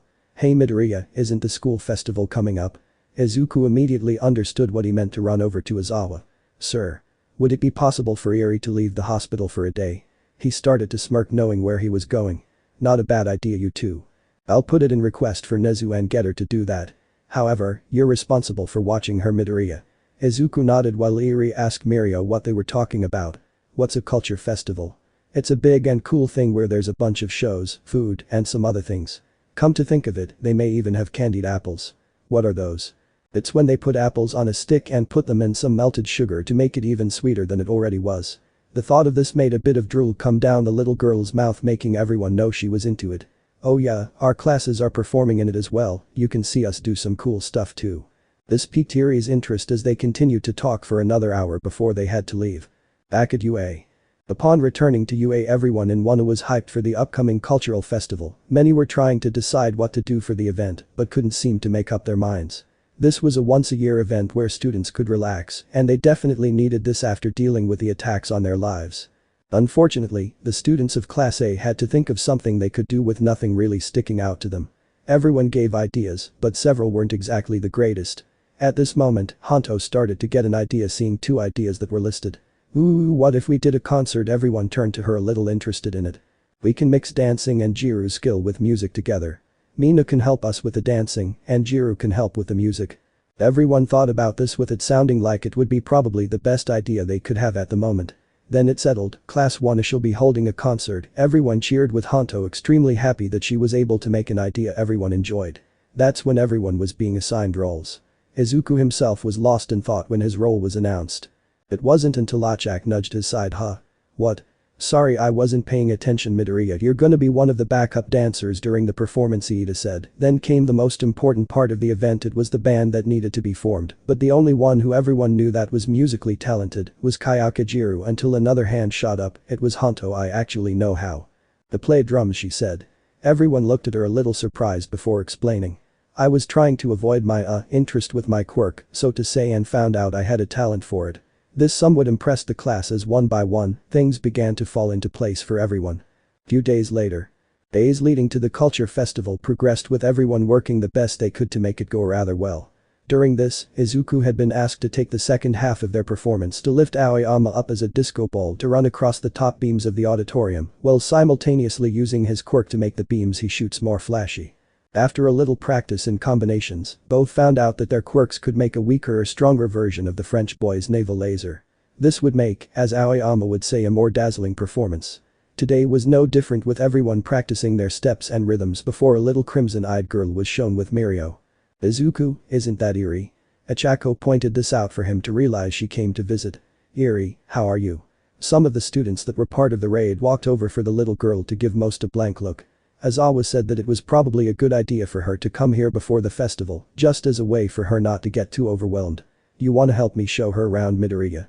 Bushido, do you mind if I head out for a while? Be my guest. We were about done anyway. Then I'll join you too. Achako stated this as they began walking towards the school. As they did, Eri began noticing the large number of people working hard, curious about what they were building. So many people. If you get scared, hold on to one of us. Alright. Izuku looked down to smile as the small girl nodded. As he turned his head, Izuku was met with a giant fake dragon skull to his head, spooking him a little and nearly turning it to dust. Sorry Midoriya, didn't mean to spook you. My fault, Tetsu. I wasn't paying attention. Well. If Class A is pathetic enough to look around, that must mean you all are so ashamed of what you are doing that you must be looking at others for you to feel better. Monoma was cut short by Class B's Awase, smacking him in the back of the head. This surprised Izuku and Achako, since normally that would be Kendo's job. So where's Kendo? Normally she'd be around him making sure he's not causing problems. She entered the beauty pageant this year. She's stuck with focusing mainly on that, so I stepped in on helping keep Monoma in line. I guess Najira and her are going to be facing off then. Achako pointed this out for the four to decide, heading over there before Monoma regained his composure to make a comment. Unfortunately, this wasn't fast enough. What an adorable child, a shame she must have been made by one of you Class A swine. Knocking someone up, Izuku absorbed the life energy in the air around the arrogant blonde for him to fall down, gagging on what he breathed in. Jai, alright, let's go. They walked away with Monoma still hacking along up on the ground with his class not exactly saddened by this. In their trip, they had seen many different things some other classes were doing. They also discovered that the support course would be having an expo to help gain some eyes for themselves. The four left quickly, however, when their mechanical friend Hatsum started a fire to walk into the final destination they wanted to before heading back. Hey, it's Eri. The gyre came over while in the air to say hello in a dress that was emphasizing her features a bit. So Izuku, what do you think? It's nice. It also shows off your PR proportions. Mirio finished the sentence for Izuku to go completely red. Oh, I'm glad you like it. Najira turned her attention to Eri, who was hiding behind Izuku with a curious face on her. Hello Eri. My name is Najira Hado. It's nice to meet you. Hi. Eri was scared to show her face, but attempted to greet the floating girl the best she could. It's okay Eri. Najira won't hurt you. She's very nice and someone I love a lot. I thought you loved Ms. Achako a lot. It's a bit difficult to understand, sweetie, but me and Najira love Izuku equally as much as he loves us. She didn't understand it, but went along knowing they were at least good people. So I heard you're entering the beauty pageant. I can almost guarantee you'll win. I hope. I've gotten second for the past 2 years by this one girl and want to at least leave UA with this win. It's my last chance to do this. Izuku understood this in a sense of Najira wanting to have one win if any under her belt for this. If you need any help that I can give, I'll give it. Izuku was immediately hugged at this with Najira laughing. You're such a nice person Izuku. But your support is more than enough. She gave him a kiss before having to get back to rehearsal. On their way back to the dorms, Mirio decided to stop at the cafeteria for something that Eri could eat as a snack. Well they were met by Principal Nezu and Midnight, who were having lunch as well. "Hello Ms. Eri. I hope your little trip around our school was a pleasant one." They all watched as the small rodent creature ate what looked like a pound of cheese in lightning speeds. "That was a lot of cheese." Izuku and Ichako think this as he walks over. "What do you think, dear? Would you like to see the culture festival?" The little girl thought about it before answering. "Everyone is working hard and seems to like what's happening. I think I do want to see it." "Splendid. I hope you have a nice time at the festival then. Now, I must be on my way to handle some other things." Nezu walked away with Midnight, mentioning one final thing. Nezu fought to keep this festival going. The board felt it was better to cancel the festival as a whole after what had happened. But thanks to some guidelines, we were able to keep it running. "What were they?" Ichako asks curiously, as the R-rated hero explains. "If by any chance there is any sort of trouble whatsoever during it, the festival will be shut down." I do not like it, but this was what they agreed on. This wasn't sitting right with Izuku, knowing how not just his classmates, but everyone is working on it. He knew that everything had to be right in order to keep this from ending in disappointment and failing to truly help Eri. Chapter 48. After speaking with Nezu in the cafeteria, the teens knew that there must not be any interference that could possibly ruin a very precious event for many who attend UA. This event would make a precious memory for Eri, as for the third years, since it's their final festival. There were only 2 days before the cultural festival would begin, and many of the classes were in the final phase of practices when Izuku and Ichako told their class what the principal said. Many were shocked that this whole festival would be cancelled if something goes wrong. From that point on, they practiced hard to make this event even more memorable. After practicing, Izuku decided to make a couple calls to his mentors, hoping they could sacrifice some of their time to help provide extra security. He was in luck because they all agreed during the last 2 days that UA had to practice. Eri was invited to see all the acts and play at some stalls. All in all, it was safe to say this festival was going to be one of the best in years that the school was going to have. During these days of fun, Ichako and Najire were helping Izuku make sure Eri was enjoying her time. The funniest thing occurred when Eri "Hey mama." Then simultaneously both Ichako and Najire responded. Then when it registered in their heads what they said, both girls blushed heavily. Day of festival. When the day of the festival came, Izuku gathered everyone in the common room in order to give everyone a pep talk. "Listen up everybody, today we make this the greatest event in all of UA history. We've worked long hours to make our performance perfect, and we've put in hours of dedication to make this event special for everyone in attendance today. Let's go beyond plus ultra." As everyone cheered in excitement, Wana didn't have a show until late in the afternoon, so many went to walk and check out what other classes had done. Since it was the official day of the festival, many it would be the day Izuku and Ichako could take Eri to enjoy the festival to the fullest. Both teens took the little girl to get plenty of food and saw they were able to catch the full performance of 1B's play, which Eri thought was a little confusing, but enjoyed it nonetheless. Mirio and Tamaki eventually joined the little group and told them about the beauty pageant. Eri saw the entire show, and when it was Najire's turn, she looked drop-dead gorgeous. Eri said in a low, "Mommy looks pretty." Izuku nodded and said she sure does. Izuku blushed as he practically agreed that Najire would be Eri's mom. On stage, Najire had done a little routine using her quirk to fly and shoot small bursts of her power, making it look like a fireworks display. The audience roared in excitement as she blew a small kiss towards Izuku's direction. Many of the guys fought among each other, saying the kiss was meant for them. When the judges were done debating who was taking home UA Festival Queen in a landslide, Najire Hato was crowned queen, as her goal to be Festival Queen had come true in her final year. But Bakugo Itsuki has been sulking more than ever. Not only was he never going to be a hero, but during the festival he had to help the most, but it didn't seem all bad since Camine came to visit him. The two were talking and noticed a pair of suspicious individuals and decided to tail them when they realized it was the villain Gentle and Labrava. Camine had an idea. "Bakubab, how about we take them down? UA would have to reinstate you in the hero course, and Deku would be a thing of the past." Kitsuki had a devilish smile as he enjoyed the genius plan Camine came up. Back to Izuku. Izuku, Ichako, Najire, Mirio and Tamaki were showing Eri around the festival when an announcement for Wana to prepare for their show came up. "We gotta go guys, we'll see you at our show." As Izuku and Ichako returned to their class, they got ready for their performance, and once in place the curtain rose up and then a smooth beat from the drums played as the rhythm kept building up. The other members of the band then began to play their parts. Najire was holding Eri, and the group had a great spot to view the show when Kayaka began to sing. Eri, for the first time, had the biggest smile, which Mirio noticed and cried tears of joy since Eri had finally smiled, but then it turned to a frown when Mirio saw a man suddenly land on the stage taking the mic as the performance was interpreted.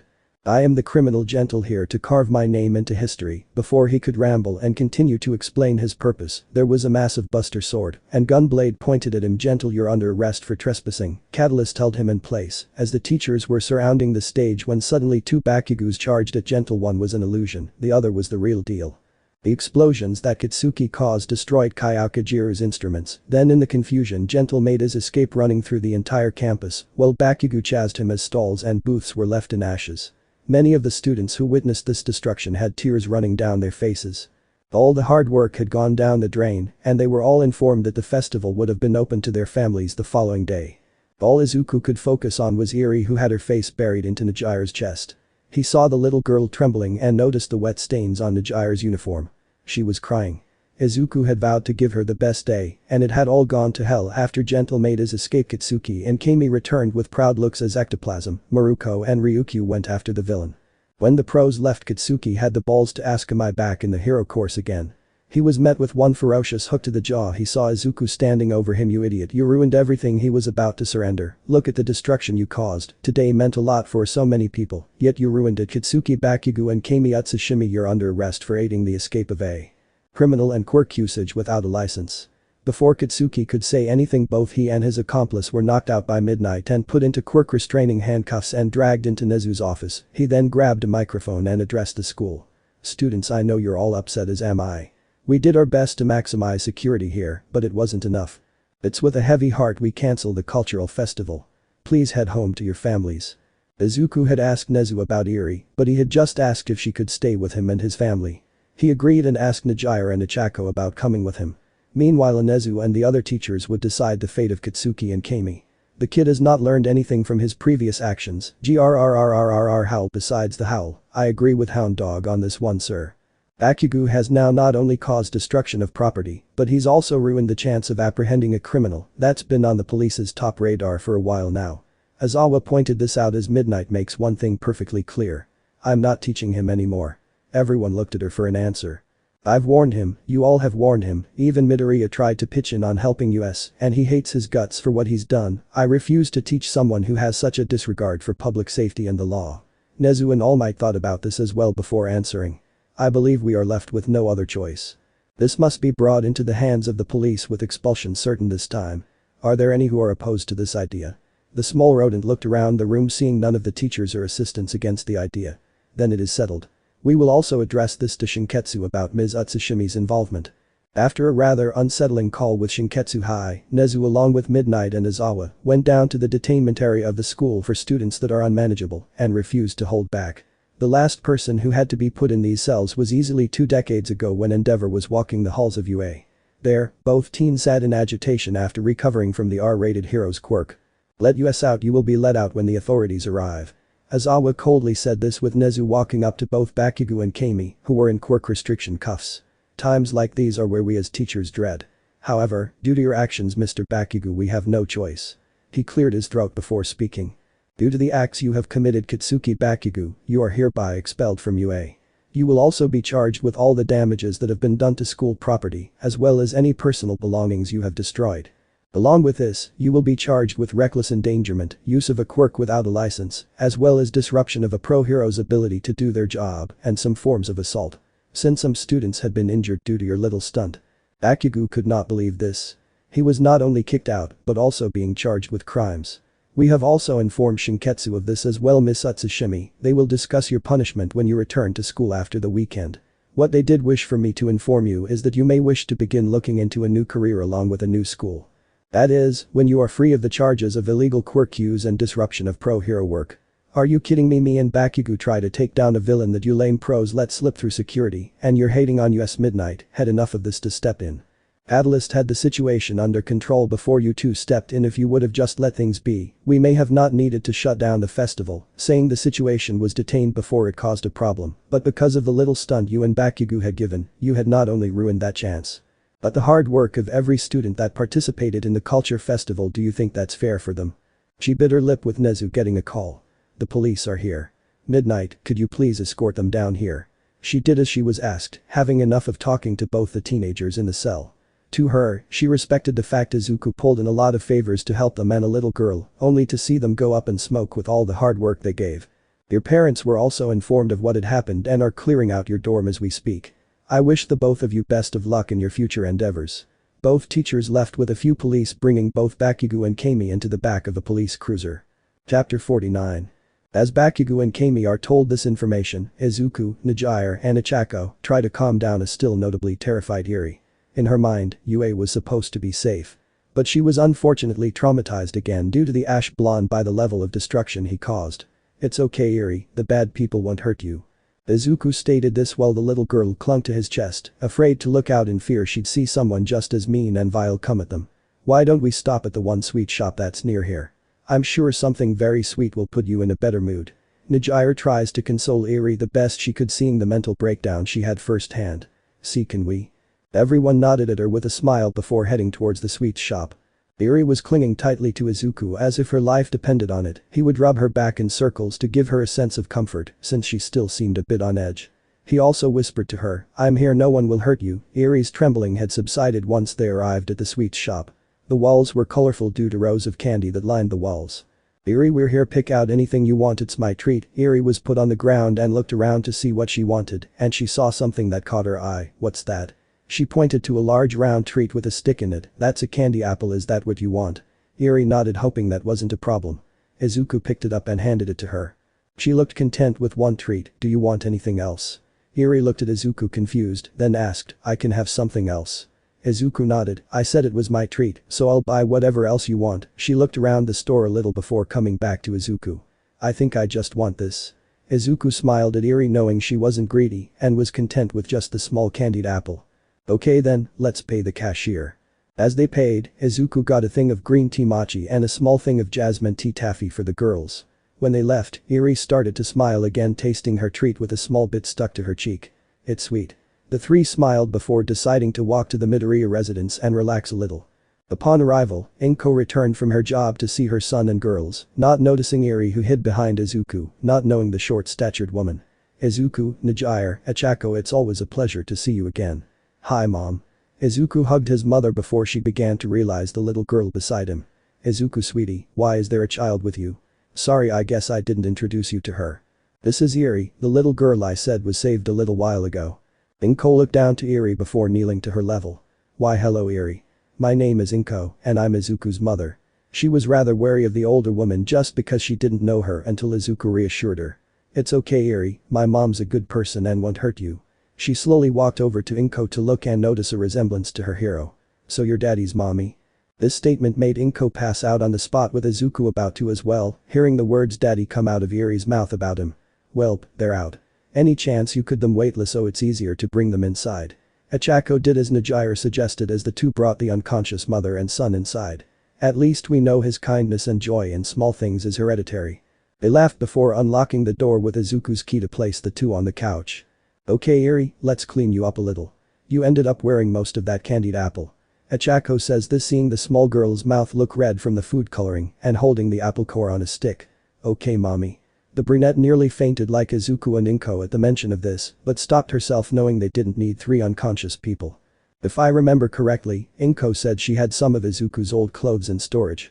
I'm gonna look and see if she has any that are okay for Eri to wear as something to sleep in." Midoriya left with Ichako, deciding to run a bath for Eri since it was rather late in the afternoon. "Where are we going?" "We're going to give you a bath." "A bath? What's a bath?" She didn't understand this as she never actually had a bath per se when she was with Overhaul, and the closest in the hospital was a nurse coming in with a bucket of warm water and a sponge to pull the dirt off her. "It's where you sit in a tub of warm water to clean yourself. Some people find them very likable." As Ichako cleaned Eri off, Midoriya found the old box of Izuku's clothes, seeing he was about Eri's size at age 5. "Let's see, what do we have that Eri can wear?" She began seeing some clothes before imagining a little Izuku wearing them. He must have been a cute kid. She started laughing to herself before coming upon his former All Might honesty. Her smile went to sadness remembering what the former pro did. Izuku and All Might may have reconciled in a way, but that doesn't mean she lost a large amount of faith in him and still has significantly less when all was said and done.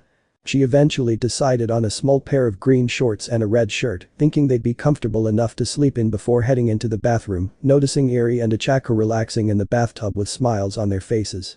"The way you two look is too precious. Do you want to come in too mommy?" Midoriya thought about this before agreeing. "You know, I just might." Once Najira joined them, the three relaxed and showed Eri how to take a bath. After another 15 minutes they got out and got dressed, heading back to the living room where Izuku and Inko are still unconscious. Ichako decided to cook dinner since she didn't know what time Inko would wake up. "What are you doing, mommy?" Eri asked as she went to see what Ichako was doing. "Well, I'm making dinner so when your daddy and his mommy wake up they'll have something to eat." Ichako blushed when she referred to Izuku as daddy since it made her feel like she married him. She was broken out of her thoughts when she heard someone open the door to the apartment as Hisashi walked into the living room and saw Inko and Izuku unconscious while Ichako was cooking and Najira was playing with Eri. "WWW what?" He didn't understand any of what was going on until Najira and Ichako noticed him. "Hello, Mr. Midoriya. Sorry about intruding." "Oh, it's no trouble at all, you two.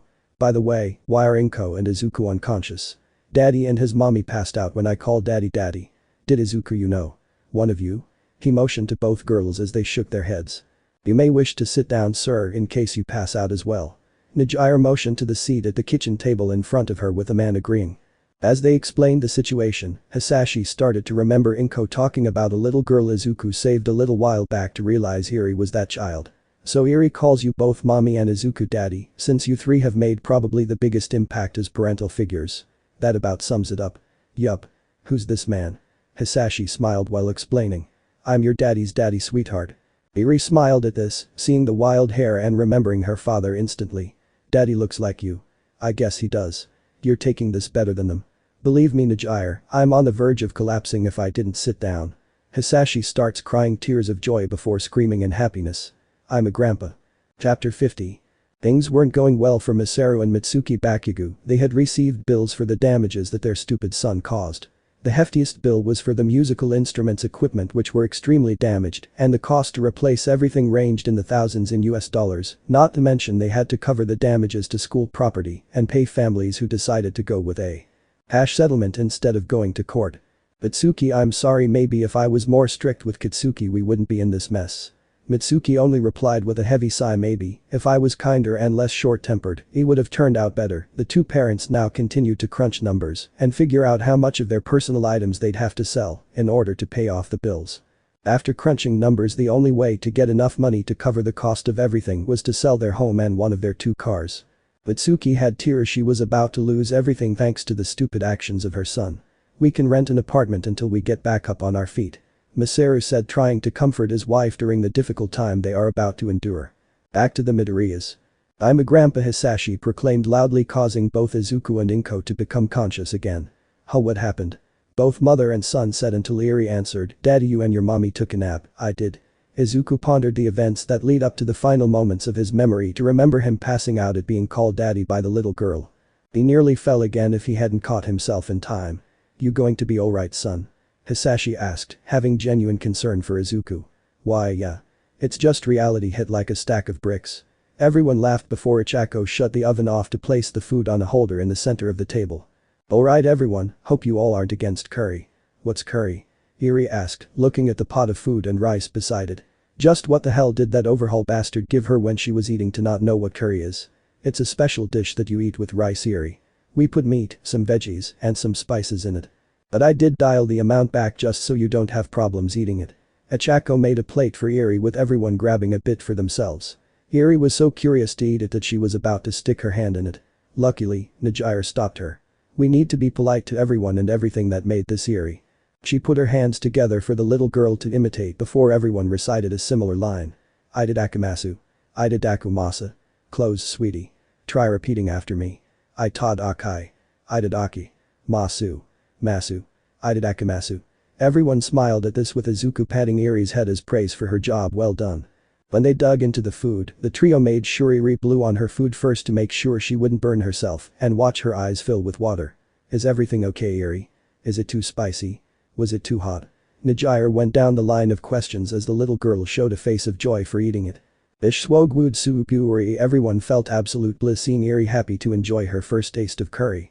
She immediately went for a second bite to continue eating as quickly as she could. When she finished, the little girl tapped her spoon on the plate to realize it was all gone for a frown to show up on her. "Would you like seconds, Eri?" Izuku asked her, making the little girl scared a bit, thinking she was being greedy. It's okay to say yes. I made plenty for everyone." Eri held her head down while nodding.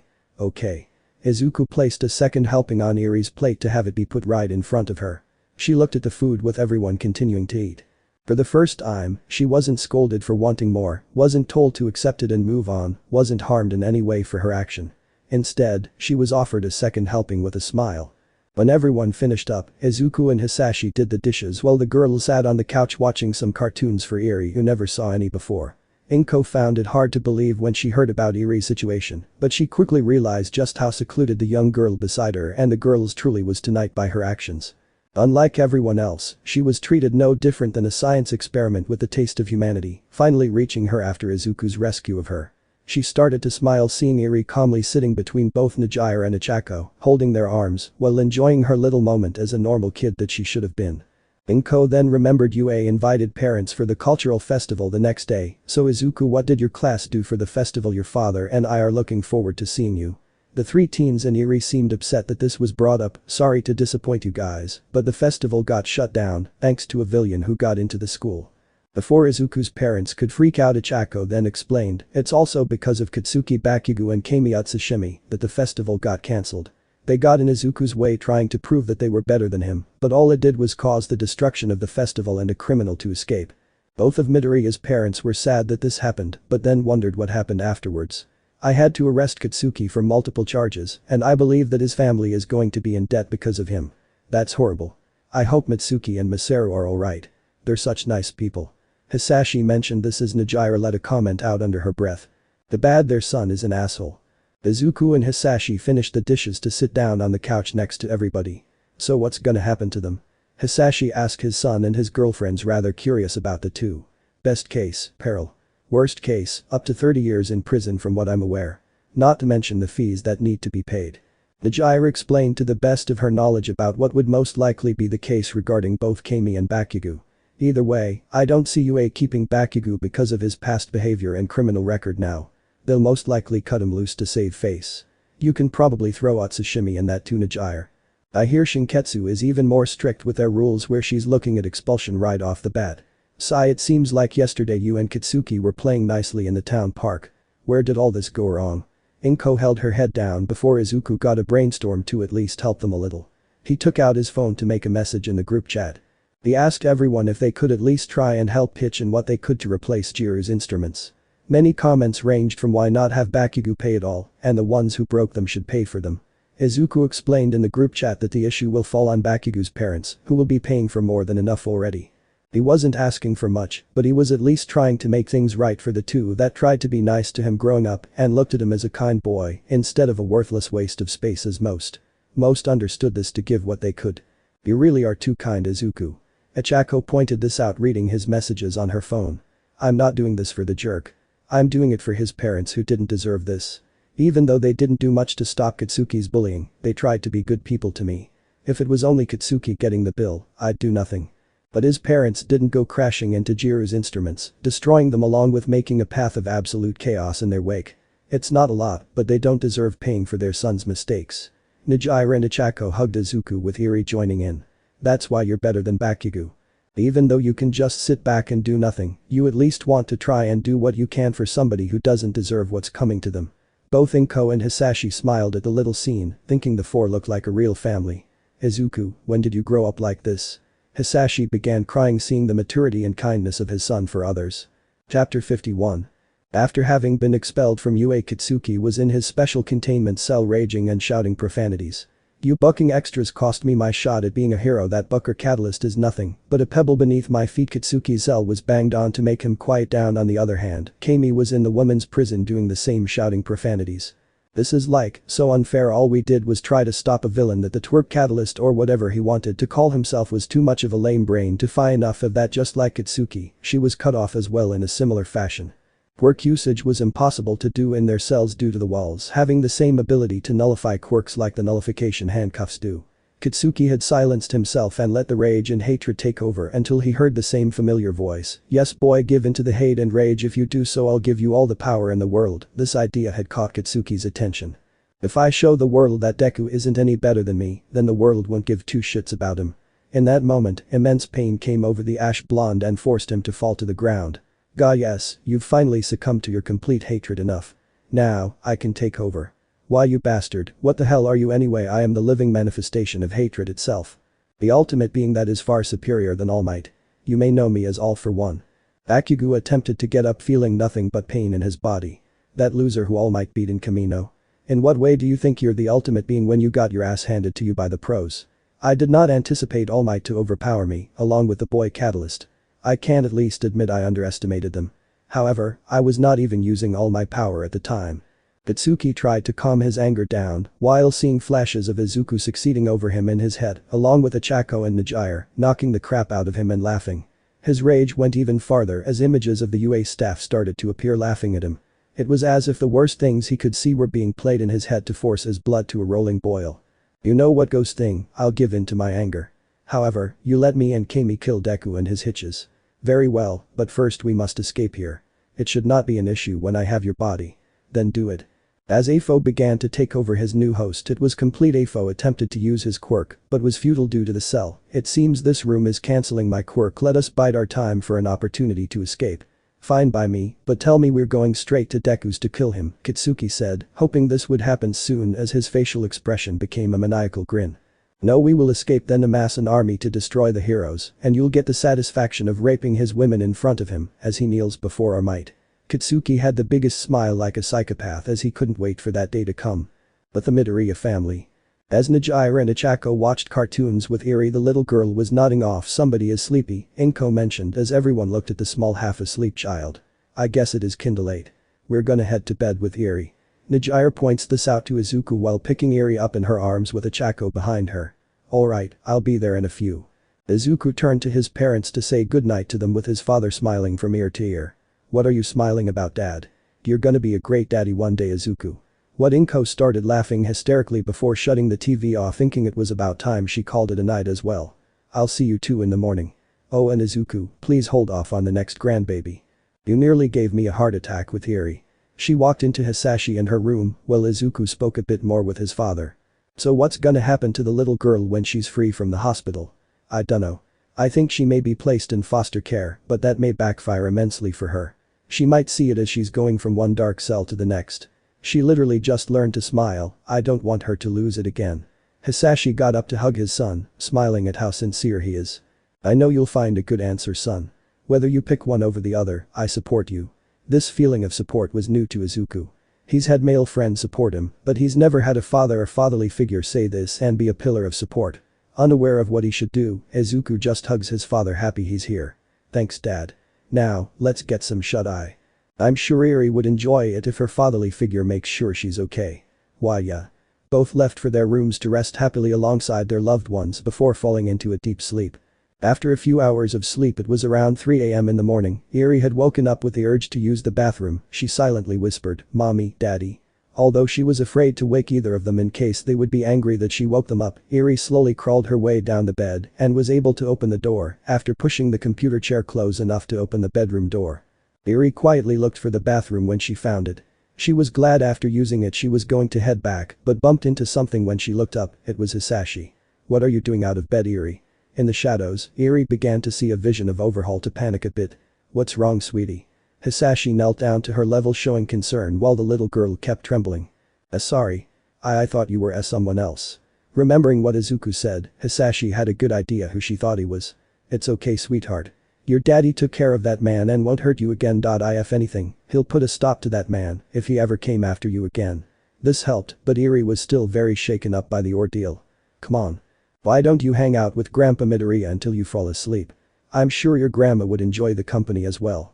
The older man gave Eri his hand with a smile matching Izuku's to let the little girl know she could trust him.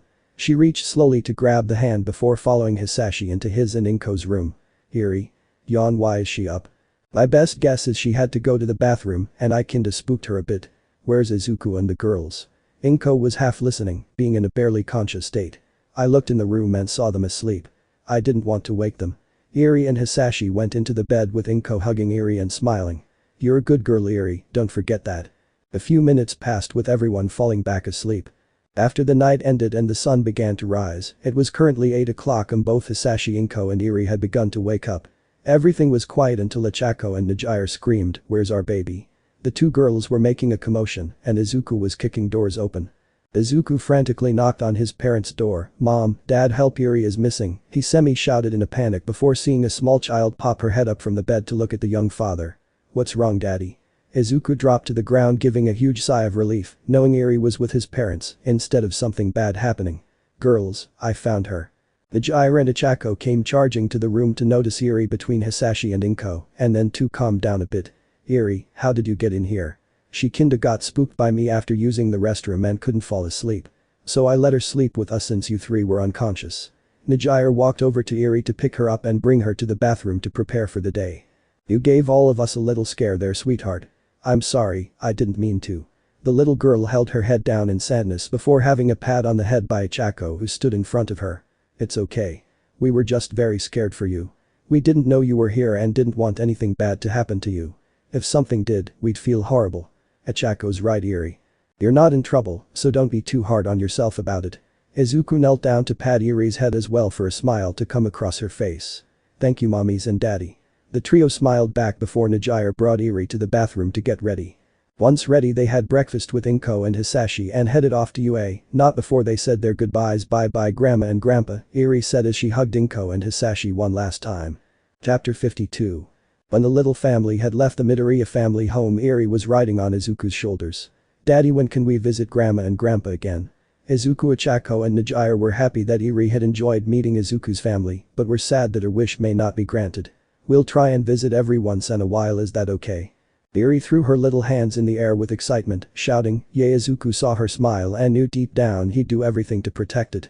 When they had finally arrived at UA, Nezu was there to greet the small group and notice Eri was smiling. "Welcome back. I hope your family visit was enjoyable." Nezu said before he could ask Eri how it was for her. She said, "I got to meet Grandma and Grandpa, we ate delicious food, I took a bath with my mommies and watched cartoons." "Sounds like you enjoyed yourself, Eri. Now, there is something I'd like to discuss with the four of you. Shall we head to my office?" Everyone nodded as the small rodent led them into the school and into his office. Once there, everyone was sitting calmly with Eri sitting on Izuku's lap. "Now you all are certain that Eri has no parent or legal guardian able to take her in, correct?" The three nodded, a little saddened with what's going to happen.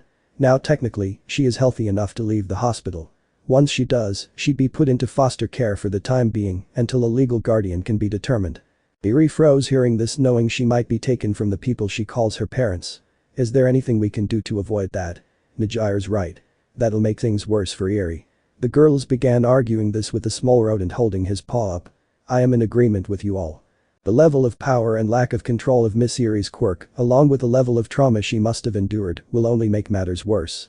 In retrospect, keeping her on campus here with someone such as Eraserhead nearby, along with people she is familiar with that she knows will protect her, is most likely going to have the most positive effects on her mental recovery and physical control of her quirk." "What are you asking, sir?" Izuku questioned this as Nezu got to the point he was attempting to make. "Eri needs a guardian in order to remain somewhere as stated by Child Services. So as the people she's imprinted on, would you three be willing to adopt Eri? If you do, Eri will remain in Mr. Midoriya's dorm, where you two will be able to interact with her and hopefully make headway with what she is handling right now. If not, then Child Services will get involved." Izuku thought of the options. Logically, neither him nor the girls could support a child yet. Then again, abandoning her like this would be no different than what Eri's mother had done to place her in the hands of a psychopath that wanted nothing but to use her for his own goal. "Ichako. Midoriya. What do you two think?" Both thought about it before Midoriya spoke first. "I don't think raising Eri ourselves would be too difficult." "Yeah. Besides, Eri thinks of us as her parents anyway." Izuku heard his girlfriend's content with this before nodding. "I guess we can give it a try if anything." Nezu then pulled out the adoption form and had all three sign it. Once done, he put the form to the side and looked at them all with a smile. "I hope you have the best life you can with your new family, Eri Midoriya." This comment put a smile on Eri's face, knowing she now has Izuku's last name. "I had a few things prepared for her with them being placed in your room.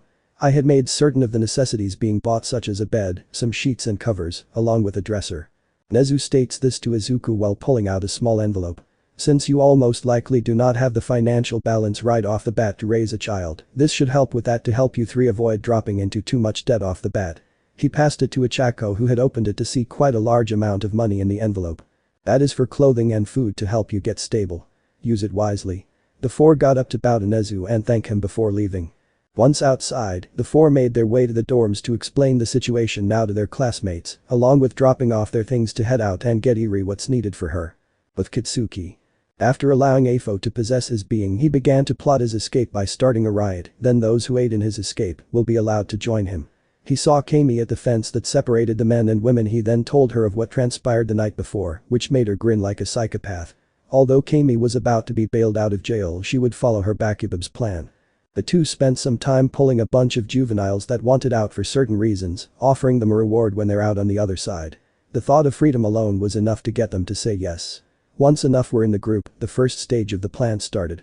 "Boy, what the buck did you call me, Bathead?" Bakugo fake argued with a guy that had a bat quirk in the middle of the courtyard for him to argue back. "I'm saying you can't beat me, you dumb blonde. Oh, you wanna go, bring it, Bakugo," and the guy began fighting with some guards coming to pull them off. When they had their attention, the rest of the guys following Bakugo jumped them and stole the quirk cancelling keys to have all their quirks work again. Camine had done the same on her side, meeting up with the guys at the exit. The alarms were going off and several armed guards were at the door waiting for them. "We have you surrounded, don't move." Bakugo walked up and smiled at the guards, showing a pair of glowing red eyes. "You're up. All for one." A dark menacing aura began wrapping around him. "So you all believe you could stop me? Adorable." Bakugo's voice went deep before holding his hand out. In less than an instant, the guards that had kept them from escaping were blown away and knocked out, along with the exit being non-existent. "I believe that is more than enough to have you escape. I shall give you a location that you and your group should be safe for now. But there will be more you must collect. One in particular in the forest where I shall assist." All for one's presence went back into Bakugo as he had a mental thought of where to go next. "Let's go. We've got a new base to set up and a monster to draft." The group followed with Camine and Bakugo smirking that they'll get the payback they deserved on Izuku, Midoriya, and Ichako for putting them where they are right now. Izuku did not realize it, but a war would soon wreak havoc. Chapter 53. The moment Kitsuki, Camine and all the juvenile delinquents escaped from jail, they began to follow Kitsuki as he was the one who was leading them to the new safe house. Once there, the group took note of the building's image to see it was similar to an orphanage that looked rundown. "This place is a dump. And I thought the prison was bad." Everyone began making comments of their own while Kitsuki opened the doors. "Better than nothing. Besides, we can't go anywhere the public normally sees us. We do and we'll be shipped off to Tartarus." They all walked in to see the inside was nothing to behold. Some broken floorboards, dust everywhere, but strangely a filled food pantry, along with a working stove and microwave. "Sweet TV works." One of the juveniles turned the TV on to search through some channels to see what's on. Meanwhile, Kitsuki and Camine checked upstairs to see the beds weren't in the greatest shape, but still capable of being used. "What's the next move? We gotta get more people. If we want to get revenge on Deku, we'll need an army ready to take down him and the lamises he hangs around. We'll still totes get payback on those skanks of his, right?" Kitsuki smirked while answering. "You think I'm just gonna let them walk away? They'll get what's coming to them soon enough." Camine smiled as they began searching for any blankets and seeing if they could find any cash where the head of the orphanage is. But Izuku was having some quality time with his daughter with Ichako and Midoriya, opting to go out and buy her a set of clothes. As this happened, Izuku set up Yuri's bed with a pink and purple bed sheet set that she seemed to like a lot. "Alright, that should do it. What do you think of your new bed, Eri?" The small girl looked at the bed and around Izuku's room. "I'm sharing a room with you and mommy's." Kinda.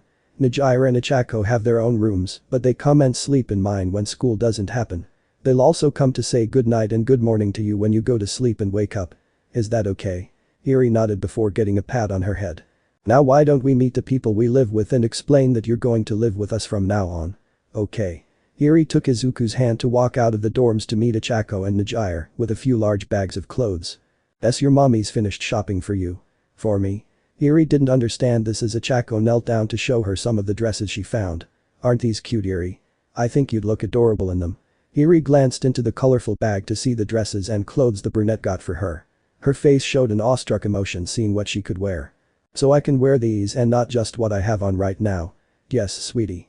It's healthier and more hygienic for you to wear something clean every day. Wearing the same thing more than a day straight isn't good and makes you smell bad." The small girl seemed to understand Midoriya's logic before piecing some things together in her head.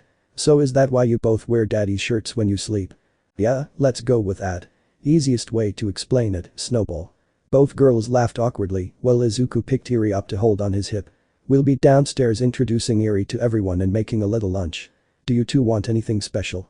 Both shook no before giving Izuku a peck on the lips and a smile. My dorm room's unlocked so you shouldn't have an issue placing the stuff inside. If you want to wait, I can help and you can just place the bags on my bed for later. We got it. Go show Eri to everyone Izuku. Ochako said this as her and Nijira opened Izuku's door to walk inside. As Izuku and Eri came down to the common space, Sue and Yaoi Rozu were sitting and talking on the couches to notice the two walking in. Hello Midoriya, and Eri said Yaoi Rozu as she greeted the father and daughter. Eri was being shy since she buried her face into Izuku's chest. It's okay sweetie. They're nice people. Eri glanced out with one eye to see both girls smile at her. Hello again Eri ribbed. Hello. The small girl sheepishly said this as Yaoi Rozu got the attention of them both. So is Mr. Izawa or someone from UA taking care of her? Actually, me, Ochako, and Nijira are. What both somewhat shouted this amazed at the answer. To make a long story short, we decided to take care of Eri as a way to help her avoid needing to be taken into child services. With everything she's gone through, that would probably be counterproductive for her. A fair point. So she will be sleeping in your room? Izuku nodded at the creation user before glancing around. Where's everyone else? Sue held her finger to her chin while answering. Jiru brought Kirishima, Kaminari, and Ishido with her to pick up new instruments to replace the ones Bakugo broke. Toga is doing some remedial lessons for a provisional, Iida is spending the day training with his brother, and everyone else is kinda doing their own thing. That might be for the better. Eri doesn't have all 18 people crowding her all at once. Anyway, let's go get you something for lunch. Izuku brought Eri into the kitchen to see what they had. They decided on some chicken nuggets and some mac and cheese as something kid-friendly for the snowball. Once it was all finished, the door was opened to show 4 students walk in carrying a bunch of musical equipment. You can put them right there for now. The 4 placed them down near the stairwell before sighing in relief. I knew you had a lot of stuff destroyed, but couldn't you wait instead of getting everything at one go? Kaminari was complaining while Eri walked over to see some of the instruments. Oh, hey Eri. What are you doing here? Izuku glanced out of the kitchen to see Eri looking at the instruments. Be careful around those sweetie, our classmates worked hard to help replace Jiru's things from the culture festival. Ochako and Nijira came down to see their classmates around Eri. So I'm guessing she's here for a visit? Jiru asked as the small girl went to her mother's. Actually, she'll be living here in Izuku's room. Long story short, Eri was adopted by Izuku, Ochako, and myself. So please treat her kindly. There was a silence before Ishido screamed in excitement. You 4 are like a little family adorable. Izuku walked out of the kitchen with a few plates of food in his hands for the 4 holding lunch. Alright Eri, time to eat. He placed the plates down on the table before walking over to give Ochako and Nijira a kiss. All set up upstairs. Yup. Eri is officially set up. With a few toys as well. That reminds me. Nijira kneeled down with a small plushie of Izuku in her hands for Eri. It was one of Izuku in his hero costume. I figured you'd like this. What do you think? Eri looked at the plushie before grabbing it to hug. Everyone was happy to see the little child holding so much love for her new father before the sound of the TV caught their attention. Breaking news. As of 9:30 a.m. today, a few dozen juveniles from Camino Junior Correctional Facility had escaped. Wait, wasn't that the juvie that Bakugo was sent to? Kaminari asked this for a lump to be in Izuku's throat. What you will see now is the detailed video of the breakout. As you can see, a lone male walked up to obliterate the wall keeping the other prisoners inside. The video showed Bakugo blasting the wall away with a quirk that was without a doubt not explosion, making Izuku go pale. The whereabouts of these escapes are unknown as of right now.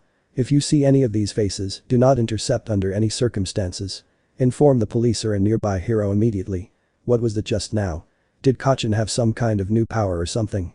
The more Izuku thought about this, the more afraid he was knowing that his own childhood friend became one of Japan's most wanted right now.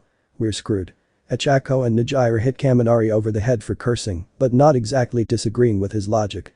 Let me know in the comments below if you guys want the next part. Also check out my other video that has been shown and left. Thank you for watching. If you enjoyed this video please like and share this video. And have a fantastic day. Bye.